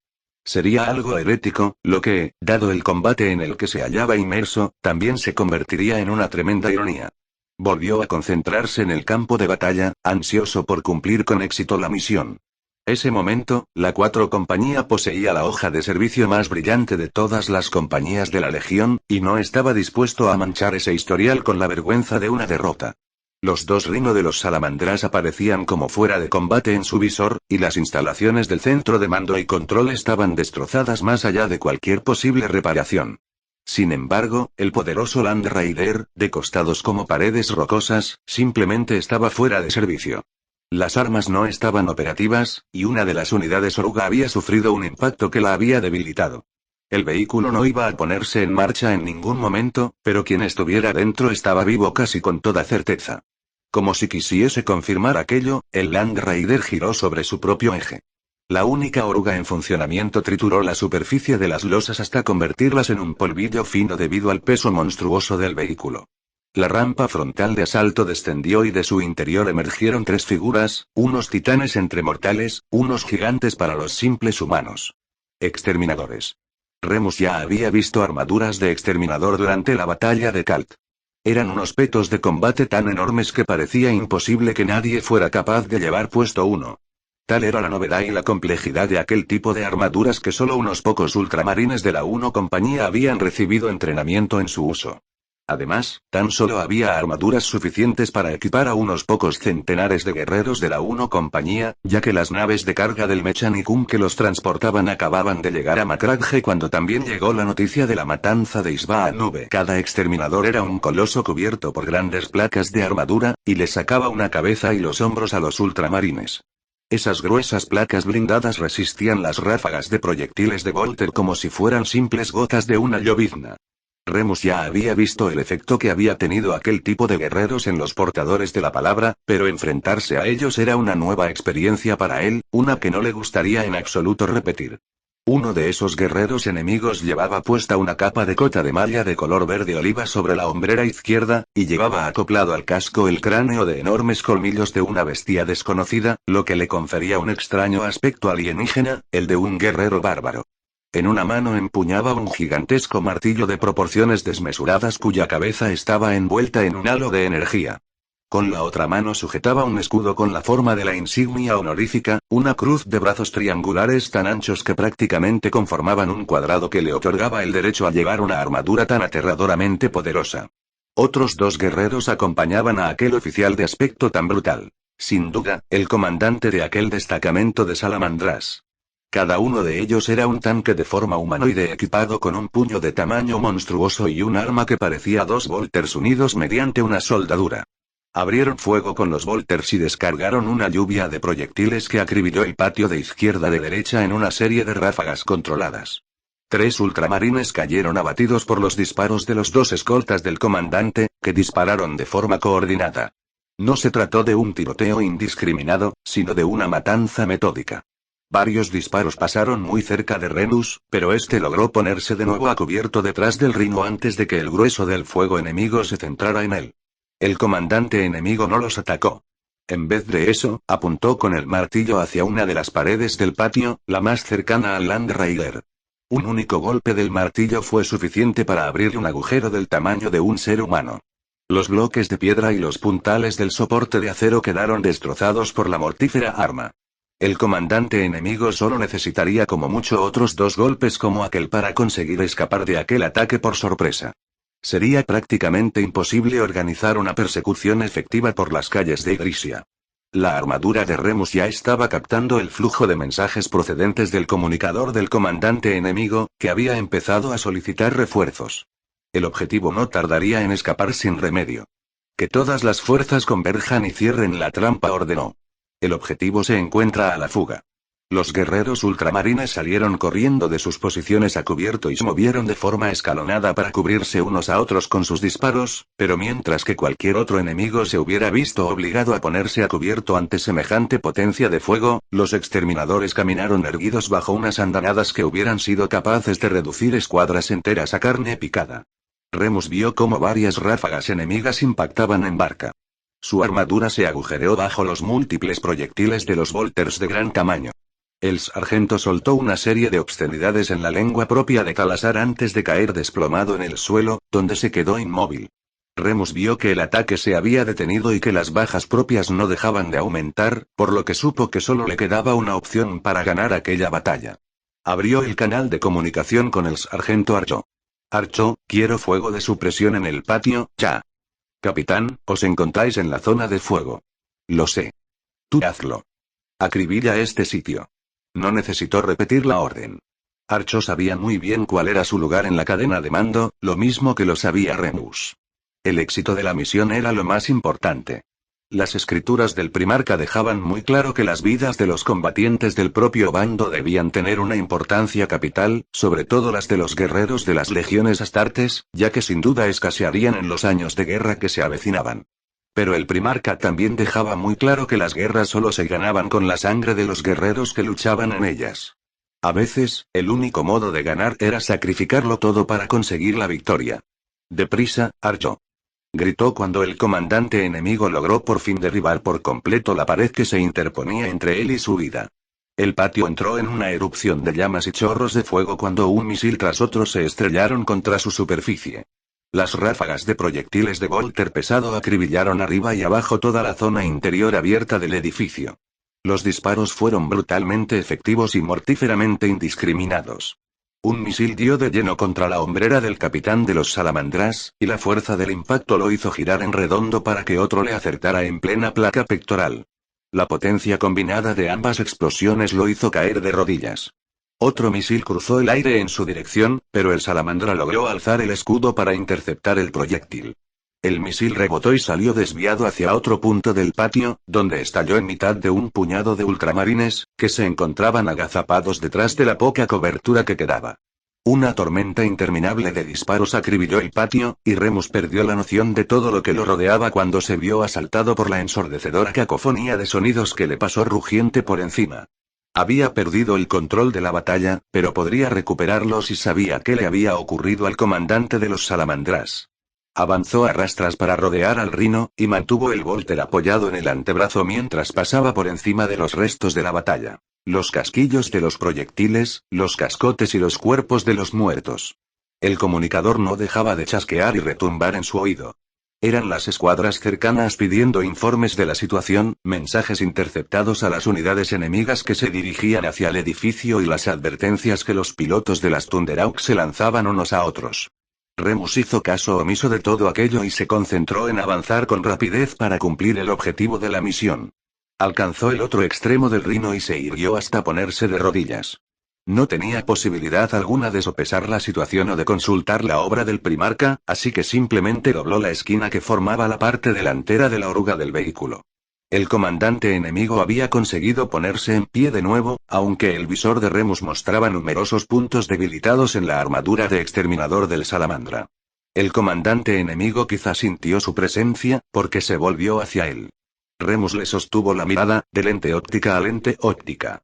El capitán alzó el Volter y miró a través del visor del arma, y aunque era físicamente imposible ver detrás de la rugiente máscara de combate, tuvo la sensación de que sí que era capaz de ver la piel oscura como el carbón del guerrero enemigo y sus ojos rojizos como el infierno. Por supuesto, era algo ridículo, pero había un punto vulnerable en la máscara facial del casco del guerrero, uno que un tirador experto podría aprovechar y Remus apretó el gatillo, y el Volter efectuó un único disparo. Aunque el proyectil salió a una velocidad supersónica, el capitán tuvo la impresión de que podía observar la trayectoria que seguía. Supo nada más disparar que acertaría en su objetivo. El proyectil dio de lleno en el rostro del exterminador, y el capitán vio cómo su visor confirmaba aquella muerte. El exterminador no cayó. La armadura era demasiado grande para permitir que quien la llevaba se derrumbara, ni siquiera después de muerto. Remus soltó un jadeo de alivio para luego dejarse caer de espaldas y permitir que lo abandonase toda la tensión y el esfuerzo de aquel último combate. Aunque había sido uno de los más breves, sin duda había sido el más exigente respecto al esfuerzo necesario. Muy por encima del edificio, las rugientes Thunderhawk comenzaron a descender como aves carroñeras que comenzasen a sobrevolar en círculos el lugar en previsión de un festín. Combate 314. Un viento helado soplaba a lo largo del desfiladero de basalto y llevaba consigo el polvo arrastrado desde las cumbres más altas de Macrauge.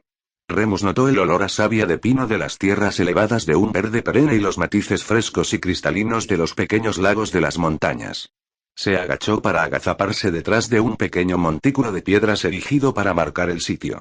Era un cono de unos 3 metros de altura de rocas volcánicas con mensajes tallados que indicaban a los viajeros por dónde transcurrían los caminos seguros que cruzaban las montañas y en qué lugares se podía encontrar agua y refugio. Aquellas señales, talladas en el antiguo lenguaje cuneiforme de Macrauge, eran ilegibles para cualquiera que no fuese nativo del planeta. Ni siquiera tendrían sentido para otros ciudadanos de ultramar. Habían pasado muchos años desde la última vez que Remus había pasado por aquellas montañas, cuando era poco más que un niño. Había corrido tambaleándose en un estado de agotamiento increíble, casi moribundo, de un montículo a otro, en un esfuerzo desesperado por conseguir un puesto entre los ultramarines.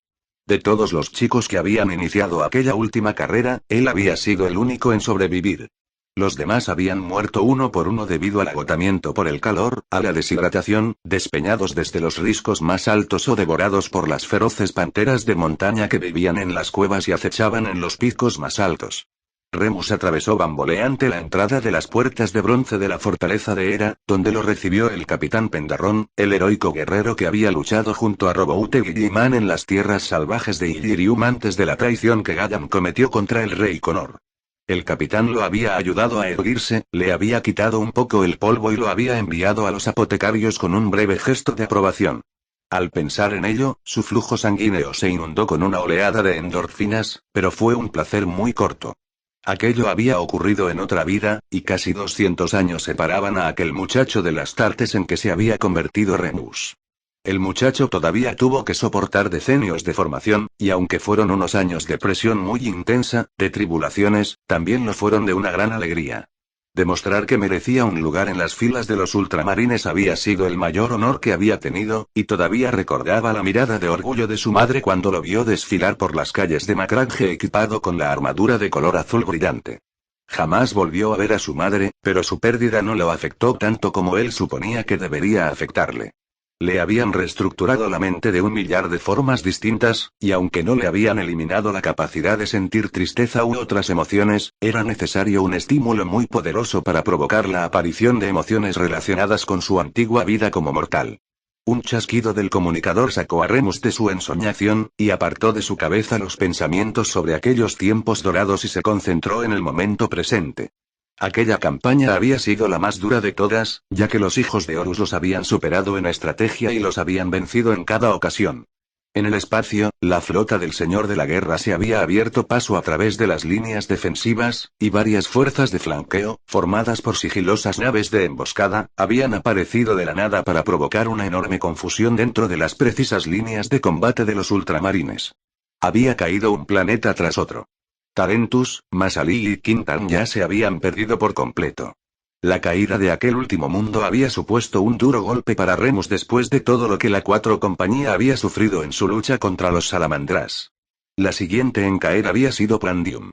La devastación que habían comenzado los devoradores de mundos había quedado rematada por un bombardeo vírico que había arrasado toda la materia viva que todavía existía sobre la superficie del planeta en una plaga infernal de proporciones cataclísmicas. Prandium había quedado convertido en una roca desierta e inhóspita. Jax había sufrido un bombardeo incendiario tras otro, hasta que del jardín de ultramar no quedó más que un desierto de cenizas. El Señor de la Guerra jamás libraba 2 campañas del mismo modo, y a los oídos de Remus habían llegado ciertos rumores desde los niveles superiores de la escala de mando, rumores en los que se decía que los planificadores del Gran Strategium se estaban quedando sin ideas para hacerle frente. Remus sabía que aquello no podía ser cierto. Tenía la certeza de que en los escritos del primarca existiría una solución para hacer frente a aquel ataque contra ultramar, pero, sin duda, sería un plan demasiado complicado como para que las simples mentes mortales fuesen capaces de comprenderlo, ni siquiera las de los guerreros de las legiones astartes, que habían sido mejoradas mediante implantes cognitivos. Roboute Guilliman jamás había perdido una guerra, y estaba claro que no iba a perder aquella. Macragge no podía caer. No podía hacerlo, de ninguna de las maneras. Remus no supo decidir si debía considerar aquella idea un hecho o un simple pensamiento optimista. Barca trepó por el terreno rocoso en su dirección y procuró mantenerse detrás de las grandes rocas afiladas tras las que se ocultaban los guerreros de la 4 compañía. El suelo del desfiladero, situado 30 metros por debajo de ellos, serpenteaba retorciéndose entre las montañas. El terreno allí abajo era liso y firme. La zona estaba alejada de las batallas que se estaban librando en las rutas que cruzaban las tierras bajas para dirigirse hacia la fortaleza de Hera, y habían llegado a la conclusión de que el Señor de la Guerra enviaría fuerzas de flanqueo para que cruzaran aquellos cañones y desfiladeros y abrieran un segundo frente contra el último bastión de los ultramarines. La 4 compañía vigilaba los pasos montañosos para asegurarse de que no se abriera ese segundo frente. Ya vienen, avisó Barca. Han detectado unidades blindadas de los hijos de Horus, con aerodeslizadores y motocicletas en vanguardia. Es una fuerza bastante pequeña, pero seguro que hay más adentrándose en las montañas. Sin duda era así, pero había numerosos destacamentos de la 4 compañía vigilando los demás caminos secretos que cruzaban esas montañas. ¿Qué separación hay entre los vehículos? Se han descuidado en eso. Tienen prisa. A los tanques les cuesta avanzar, y las motocicletas han disminuido la velocidad para poder mantenerse cerca de la fuerza principal. Remus bajó la mirada a lo largo del cañón al oír el lejano retumbar de los vehículos enemigos a medida que se acercaban a la zona de la emboscada. Las montañas de Macragge eran un territorio hostil muy diferente a cualquier otro que se hubieran encontrado los hijos de Horus. Los enemigos de Macragge se habían visto derrotados una y otra vez por aquella geografía tan adversa. A los hijos de Horus les pasaría lo mismo. Pasa la orden. Que nadie dispare hasta que yo dé la señal. Que primero eliminen al tanque de vanguardia y al de retaguardia. Quiero que queden atrapados para luego acabar con todos poco a poco en dirección al centro de la unidad. Entendido, contestó Barca. Remus captó el leve tono de exasperación en la voz del sargento. La 4 compañía había realizado maniobras de entrenamiento sobre aquellas situaciones de combate en innumerables ocasiones, y no hacía falta que nadie le indicara cómo debía llevar a cabo una emboscada. El capitán comprobó una última vez el volter y se apoyó para mirar a través de una hendidura en las rocas que tenía delante. Veía con claridad el desfiladero que serpenteaba más abajo, pero las sombras y el tono oscuro de la roca lo mantenían completamente oculto. Trazó un mapa táctico sobre la visión que tenía del desfiladero, y vio a sus guerreros resaltados en color azul pálido por todos los riscos y peñascos de la zona. No había quedado ningún ángulo sin cubrir, ninguna ruta de huida que no fuera una trampa mortífera, ningún centímetro cuadrado de terreno que no pudiera quedar acribillado por las armas de los ultramarines. Pan comido, musitó Remus. El sonido de los motores que avanzaban resonó con más fuerza tras rebotar contra las paredes del desfiladero. Remus captó el resoplido rítmico de los Rhino, el rugido poderoso de los Predator y el tronar retumbante de al menos un Land Raider. El zumbido agudo de las motocicletas destacaba por encima de toda aquella cacofonía, y Remus se mantuvo agachado cuando un par de aerodeslizadores aparecieron a la vista. Ambos estaban pintados del color verde marino, propio de los hijos de Horus, y en la parte frontal del fuselaje se veía el emblema del ojo del color de las llamas. Los aerodeslizadores se detuvieron en el aire, igual que unos perros rastreadores que buscaran un olor concreto, pero Remus conocía muy bien aquellas montañas, y había situado a todas sus escuadras bajo una cobertura perfecta. No importaba lo sofisticados que fueran sus sistemas de exploración. No darían con sus guerreros. Los aerodeslizadores avanzaron con cuidado a lo largo del cañón, y no tardó en seguirlos una escuadra de 5 motocicletas, cada una de ellas con un poderoso blindaje y armadas con 2 volters de disparo frontal. Un estandarte negro con otro ojo como símbolo ondeaba en la parte posterior de la motocicleta que marchaba en vanguardia. Remus tuvo que contenerse para no abrir fuego contra aquellos invasores. Unos momentos después aparecieron los tanques. Eran un par de Rhino, al que siguieron con rapidez 3 Predator y un monstruo retumbante, el Land Raider. A continuación llegaron 3 Rhino más y luego un par de Predator, que formaban la retaguardia. Barca había llamado a aquello una fuerza pequeña, y lo era comparada con la potencia de combate que una legión podía desplegar en cualquier batalla, pero a pesar de ello seguía siendo una formidable fuerza de combate, con una enorme potencia de fuego. Las motocicletas y los aerodeslizadores siguieron avanzando, y Remus supo que no iban a tener mejor oportunidad que aquella. Se puso de rodillas y apuntó con el volter hacia el piloto del aerodeslizador que tenía más cerca. Apretó el gatillo, y vio con satisfacción cómo se encendía una señal en el visor que indicaba una baja enemiga segura. El vehículo se desplomó hacia adelante cuando el cuerpo del piloto cayó sobre los mandos. El disparo de Remus fue la señal que esperaba la fuerza desplegada en posiciones de emboscada, pero antes de que ningún ultramarine tuviera tiempo de abrir fuego, una andanada rugiente resonó desde varios puntos elevados de las montañas. Remus vio cómo decenas de sus guerreros morían debido a las explosiones de los proyectiles disparados con una precisión mortífera. Se dio la vuelta a tiempo de ver los destellos de las armas que disparaban desde unas posiciones montañosas más elevadas que las suyas. Los iconos de los ultramarines desaparecieron con rapidez en su visor, y aquel momento de asombro paralizante casi le costó la vida. Su armadura sufrió 2 impactos, aunque ninguno de ellos fue directo, por lo que no eran lo suficientemente graves como para impedirle el movimiento, y se lanzó de cabeza a ponerse a cubierto detrás del montículo de rocas. Barca. Aulló por el intercomunicador al mismo tiempo que respondía a los disparos. ¿Tienes contacto visual? Afirmativo, le contestó la voz jadeante del sargento. Infiltradores de los hijos de Horus. Los símbolos de las escuadras coinciden con las de los vehículos del desfiladero. Remus se sintió aturdido ante aquel cambio de situación. ¿Cómo era posible que los hijos de Horus hubieran conseguido colocarse a su retaguardia? ¿Cómo habían sabido que los ultramarines estaban ocultos y a la espera de que aparecieran? Ambas fuerzas intercambiaron andanadas y ráfagas de disparos de forma incesante, y Remus supo con certeza que los vehículos del fondo del desfiladero no tardarían en sumar su potencia de fuego a la batalla. La fuerza que había tendido la emboscada había sufrido a su vez una emboscada, y no tenía sentido continuar con una batalla que ya se había perdido desde el principio. Las lecciones del primarca sobre ese tipo de asuntos eran claras y abundantes. Cuando te tengan atrapado, no te retrases en escapar. A todas las unidades, retirada y reagrupamiento, ordenó Remus. Punto de reunión, última sextus. Ya. Los hijos de Horus habían contrarrestado o neutralizado cada una de las maniobras que habían llevado a cabo. Había sido humillante descubrir que cada vez que había recurrido a las palabras del primarca lo que se había producido era un fracaso deprimente. Remus cada vez tenía menos esperanza en la posibilidad de vencer en aquella batalla, pero tenía que mantener la fe en que todavía estaba por revelarse que todo era una estrategia a mayor escala. Numerosos rayos de luz le pasaron por encima de la cabeza. Aumentaron hasta formar una abrasadora tormenta de disparos láser provocada por el intercambio de fuego entre los hilotas de los ultramarines y las unidades de vanguardia del ejército del Señor de la Guerra. Remus no disponía de una visión táctica de la situación. El disparo de un francotirador de los hijos de Horus le había dañado el casco más allá de toda posible reparación, por lo que lo había dejado atrás, a unos 3 kilómetros de donde se encontraba en esos momentos. Para Remus, luchar con la cabeza desprotegida era una sensación completamente nueva, ya que le impedía disponer de acceso a cualquier información sobre el campo de batalla, pero la conexión que tenía con la naturaleza visceral del combate era inevitable. El olor acre del combustible de los misiles, la onda expansiva de las explosiones de los proyectiles y el sabor a quemado que dejaban en el aire los rayos láser eran un tremendo incentivo, con el mismo efecto que una patada en el estómago, para mantenerse agachado y a cubierto. Tenía la cara cubierta de sudor y de hollín el cráneo rapado.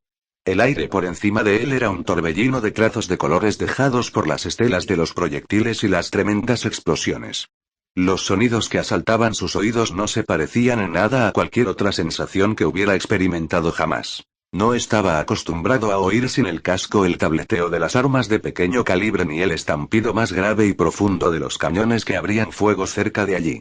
El sargento Archo estaba a cubierto en una trinchera improvisada. Sus guerreros se agazapaban detrás del borde mientras los hijos de Horus avanzaban siguiendo a una barrera de artillería incesante. Al igual que había ocurrido en los desfiladeros del sur, las fuerzas del Señor de la Guerra habían atacado a los ultramarines por el lado ciego una y otra vez, algo que parecía improbable hasta un grado tan absurdo que Remus se preguntó si no estaría inmerso en alguna especie de pesadilla horrible de la que no lograba despertar. Se arriesgó a echar un vistazo por encima de las rocas, y lo que vio fue una ominosa oleada de guerreros con las armaduras de los hijos de Horus que no dejaban de avanzar hacia él. Cada uno de ellos mostraba el símbolo del ojo de Horus en la placa pectoral, y ese mismo símbolo aparecía en los estandartes que colgaban de las antenas de los cientos de vehículos blindados que no dejaban de disparar hacia la cima de la colina. Ya no son tan sutiles, ¿verdad?, dijo Barca tras aparecer y dejarse caer al lado de Remus. Al igual que el capitán de la 4 compañía, el sargento se había quitado el casco. Su piel estaba curtida, morena hasta casi parecer negra, y llevaba el cabello recogido en una serie de trenzas que a su vez se reunían en una pequeña cola sobre la nuca. No tienen por qué serlo, le replicó Remus. ¿Qué quiere decir eso exactamente? Exactamente lo que he dicho. Nos hemos quedado sin opciones. El Señor de la Guerra nos ha colocado un cuchillo en la garganta y ya no necesita más sutilezas. Estamos ante el golpe de gracia. ¿De verdad?, preguntó Barca, y Remus vio el miedo extenderse por su rostro ante aquella respuesta. Seguro que tenemos algún plan para hacer frente a este ataque. Dime tú qué otra cosa podemos hacer. Han contrarrestado y anulado todas y cada una de las tácticas y estratagemas que hemos empleado. Se han anticipado y desactivado cada uno de los subterfugios de combate que hemos utilizado. Lo único que nos queda por hacer es luchar como verdaderos reyes guerreros de ultramar y llevarnos por delante a tantos cabrones como podamos. Pero seguro que el primarca ha previsto este tipo de situación, insistió Barca. Seguramente habréis leído mal algo, o habréis dado una orden incorrecta. Es la única manera por lo que hemos podido acabar así. Remus negó con la cabeza. ¿Crees que no he pensado en ello desde que comenzó la batalla? Lo he repasado todo una y mil veces, y no he olvidado nada, ni he leído mal nada. Hicimos todo lo que pudimos hacer. Entonces, ¿cómo hemos llegado a esto? Porque hay cosas a las que no se puede hacer frente con planes y preparación, le contestó Remus. Algunos guerreros son lo bastante hábiles como para clavar la punta de una lanza en los entresijos del mejor plan, sin importar lo brillante que sea. El Señor de la Guerra es uno de esos guerreros. Pero el primarca Gillimani no lucha ahora a nuestro lado, lo cortó Remus en seco. Deja de hablar y comienza a matar. Los defensores de Macragge ya tenían la fortaleza de Hera a sus espaldas, y se prepararon para librar la batalla final.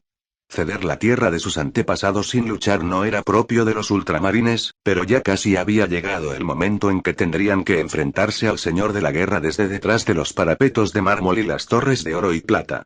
Si aquello era el fin, sería el final más glorioso imaginable. Remus había ofrecido voluntaria a la 4 compañía para que sirviera de retaguardia de los ultramarines, y sus guerreros tomaron posiciones a lo largo de la Vía Forticissimus, la gran avenida que subía desde las llanuras inferiores hasta las enormes puertas de bronce de la fortaleza de la Legión. A su espalda, las filas diezmadas de las compañías de los ultramarines que habían sobrevivido habían encontrado un refugio temporal en la fortaleza de Hera. Si había algo que los ejércitos del Señor de la Guerra habían dejado muy claro era que no existía ningún lugar realmente seguro. Ni en Macragge ni en ningún otro lugar de la galaxia. Los hijos de Horus se prepararon para el asalto final a las puertas de la fortaleza, y en ese preciso momento, Remus vio un Land Raider colosal que atravesó retumbante las filas enemigas. Aunque no tenía un tamaño superior a cualquier otro vehículo de su clase, por unos instantes pareció más poderoso todavía de lo que cualquier blindado era realmente.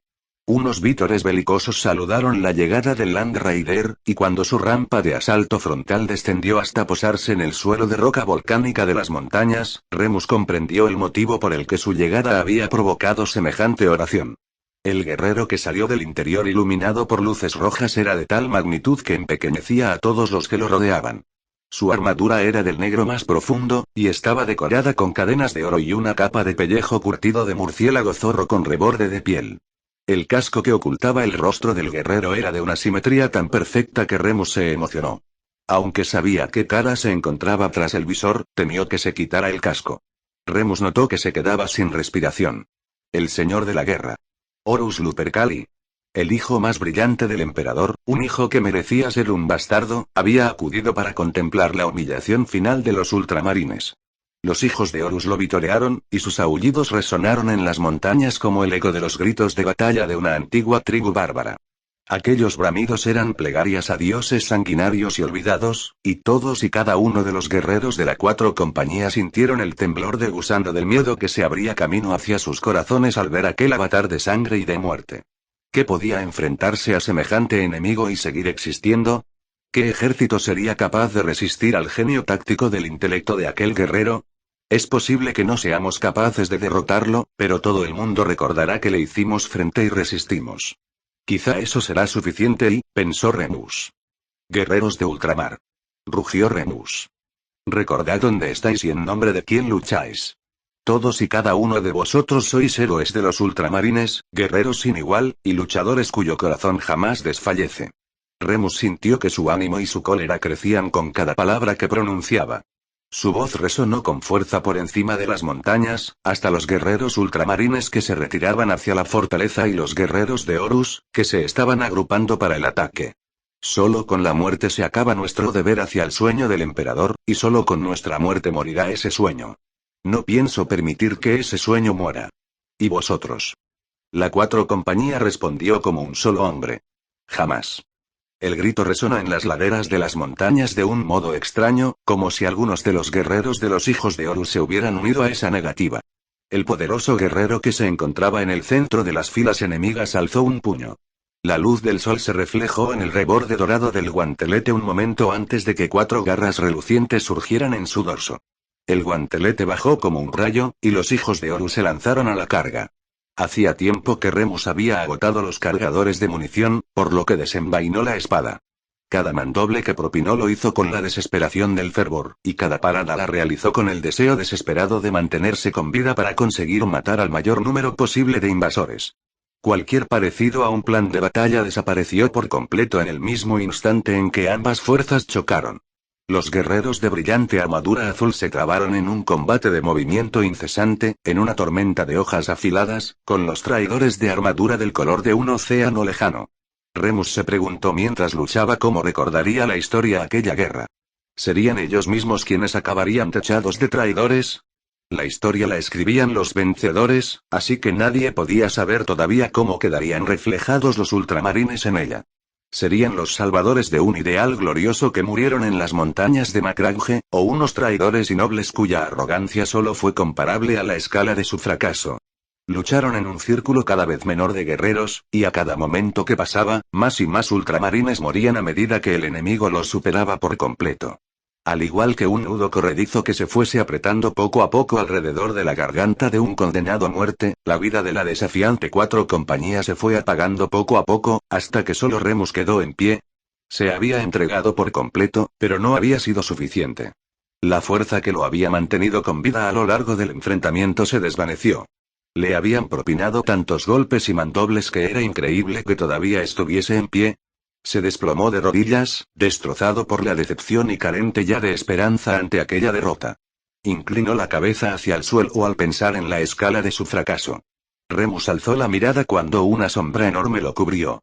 El señor de la guerra se alzaba por encima de Remus, con el guantelete rematado por garras por encima de la cabeza, como la zarpa de un depredador gigantesco. Remus esperó a que cayera el golpe que acabaría con aquella farsa, pero en vez de asestar un golpe de gracia, las garras del señor de la guerra se retrajeron al interior de las vainas del guantelete. Horus Lupercal se llevó las manos al casco y abrió los cierres herméticos que lo mantenían en su sitio. Remus fue incapaz de mirarlo a la cara. «Mírame», le ordenó una voz de perfección dorada. «No puedo». «He fracasado», contestó Remus. «No, Remus Ventanus», le contestó a su vez Roboute Guilliman. «No has fracasado. He sido yo quien lo ha hecho». Los armeros de la Legión ya repintaban las armaduras y los vehículos que habían actuado en el campo de batalla como si fueran elementos de los hijos de Horus. Las estancias de la Legión apestaban a disolvente y a pintura a medida que los colores y los símbolos del enemigo eran borrados de las placas blindadas y de las armas. Remus había dejado la armadura de combate en su cámara de armado, y le había ordenado a su nuevo palafrenero que la limpiara y la dejara lista para ser utilizada de nuevo en combate. Era una tarea de la que él en persona solía ocuparse, pero que en cierto modo le parecía inapropiado hacer en un día como aquel. Había arrancado el simulador de objetivos láser del camión del Volter y lo había arrojado desde los riscos, ya que despreciaba lo que representaba y odiaba que un objeto como aquel fuera ni siquiera necesario. Iba vestido con un mono de faena de color arena y un sencillo chaleco de color azul pálido. Dejó que el sol le calentara el rostro mientras esperaba las recriminaciones que recibiría por el fracaso que tanto él como la Legión habían tenido en sus intentos de resistir los ataques de los hijos de Horus. ¿Podría haber hecho algo para evitarlo? ¿Habría podido algún guerrero derrotar a los hijos de Horus? En el rostro de Remus apareció de repente una sonrisa cuando se dio cuenta de que sí que había un guerrero que habría sido capaz de dar la vuelta al curso de la batalla y no había nada que pudieras hacer para evitarlo, dijo una voz a su espalda. Remus se dio la vuelta y vio a Roboute Guilliman. Se puso en pie e inclinó la cabeza hacia el suelo en señal de contrición ante su señor y progenitor genético. Nadie podía mirar demasiado tiempo al sol sin quedar cegado por su brillo, y lo mismo ocurría con Roboute Guilliman. Su rostro esculpido hasta la perfección mostraba unos rasgos clásicos morenos y suaves, conformados de un modo grácil y distribuidos de un modo igualmente hermoso a la manera de las estatuas que se alineaban a ambos lados de la vía triunfal que llevaba hasta el santuario de la corrección, en el corazón de la fortaleza de Hera. Guilliman se acercó al borde del risco y se quedó contemplando sus dominios. Remus se colocó al lado del hombro del primarca, aunque la cabeza solo le llegaba a la altura del bíceps de su señor. Al igual que Remus, Guilliman se había quitado la armadura y llevaba puesta una túnica de entrenamiento, aunque el capitán no logró sacarse de la cabeza la imagen de su primarca equipado con la armadura de color negro medianoche propia del señor de la guerra. Aunque había entrevisto destellos de un brillo azulado en determinados puntos, igual que la luz del sol que atravesara las capas de nubes en un día tormentoso, la imagen de alguien tan espléndido como el primarca de los ultramarines ataviado como un traidor sería algo que jamás conseguiría olvidar. He debido de hacer algo mal, dijo, al cabo, Remus. Es la única explicación. Guilliman hizo un gesto negativo con la cabeza y sonrió con gesto ceñudo. Me concedes demasiado mérito en esta victoria, Remus. No soy infalible. Este último combate debería habértelo demostrado. No puedo aceptar algo así. ¿Qué es lo que te resulta tan difícil de aceptar? Quiso saber Guilliman. Seguiste todas mis enseñanzas, y te condujeron a la derrota. Si esto y lo ocurrido en Kalb nos han enseñado algo, es que siempre debemos ser adaptables, que nunca debemos ser inflexibles en nuestro pensamiento. Pero vuestras enseñanzas sí tienen fallos, lo interrumpió Guilliman. Nadie, ni siquiera alguien como yo, es capaz de prever todos y cada uno de los posibles desenlaces de una batalla. Mis palabras no forman una obra sagrada que deba ser obedecida de un modo estricto. Siempre debe existir un cierto espacio para la iniciativa personal en el campo de batalla. Tú y yo sabemos muy bien que una chispa de heroísmo es capaz de darle la vuelta al curso de una batalla, que el conocimiento y la experiencia de cada persona solo se pueden conseguir gracias a la sangre derramada, y que es el comandante que se encuentra en el campo de batalla quien debe tener la última palabra sobre lo que debe hacerse. Os lo recordaré la próxima vez que la problemática cuarta se encuentre en el campo de batalla. Guilliman soltó una breve carcajada. Asegúrate de hacerlo, Remus. Sé muy bien que algunos me consideran carente de toda emoción, como si el Talos de la antigüedad se hubiese encarnado en mí, y que piensan que solo quiero asfixiar cualquier pensamiento libre con unos métodos fijos y ordenados, pero nos encontramos en unos tiempos que no nos permiten desviarnos de nuestro rumbo establecido. Entonces, ¿había algún modo de ganar ese último combate? Quizá, pero dejaré que encuentres la respuesta por ti mismo. ¿Y qué haréis vos? Seguiré redactando el Codex Astartes, le respondió Guilliman. ¿El Codex Astartes? ¿Así es como lo vais a llamar? Guilliman volvió a sonreír y asintió. Sí, creo que ese nombre posee el peso y la gravedad adecuados, ¿no te parece? Proporcionará una fuente de información de valor incalculable tanto en la guerra como en la paz, pero no quiero que sea considerado un sustituto para el razonamiento y la intuición. ¿Me entiendes? Eso creo, dijo Remus, y Guilliman le indicó con un gesto que se acercara al borde del risco. Nos encontramos en los días más oscuros y siniestros para el Imperio, y temo lo que pueda deparar el futuro. Ya hemos perdido Kalb, y también Isvagan. ¿Quién sabe cuántos mundos más quemará mi hermano en su locura? Pero vos tenéis un plan para combatirlo, ¿verdad? Casi le suplicó Remus. Guilliman no le contestó, como si temiera la conclusión a la que podría llegar Remus con su respuesta. Tras unos instantes habló. Tengo un plan, sí, y es muy peligroso. Demasiado peligroso como para sacarlo a la luz todavía. Pero cuando llegue el momento de ponerlo en marcha, tendré que pediros a todos que confiéis en mí como jamás lo habéis hecho en la vida. Cuando llegue ese momento, os llamarán traidores, os considerarán unos cobardes y unos renegados, pero nada estará más lejos de la verdad. No veo en el futuro esperanza alguna para el Imperio tal y como lo conocemos ahora mismo, y por eso llevamos a cabo estos combates de práctica. No importa cómo se desarrolle esta guerra. Es inevitable que llegue el momento en el que os tendréis que enfrentar a guerreros que considerabais vuestros hermanos. Quizá incluso contra algunos de los que ahora mismo se oponen al Señor de la Guerra.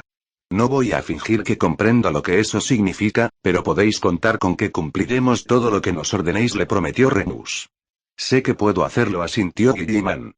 Derrotamos a todos los ejércitos a los que nos hemos enfrentado, pero he tenido tiempo de considerar nuestra derrota a manos de los hijos de Horus.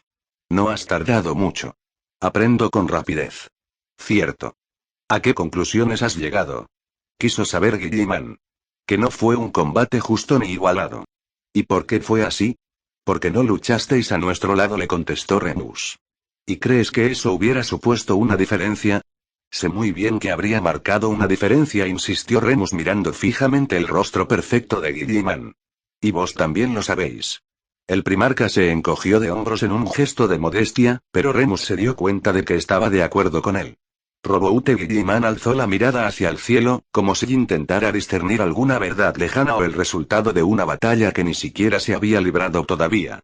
Tras unos instantes, el primarca se volvió hacia Remus, y el capitán de la 4 compañía vio una expresión angustiada en sus ojos, igual que un deseo que se agarrara a una posibilidad sin esperanza alguna. Entonces, esperemos que cuando haya que derrotar al Señor de la Guerra, sea yo quien se enfrente a él.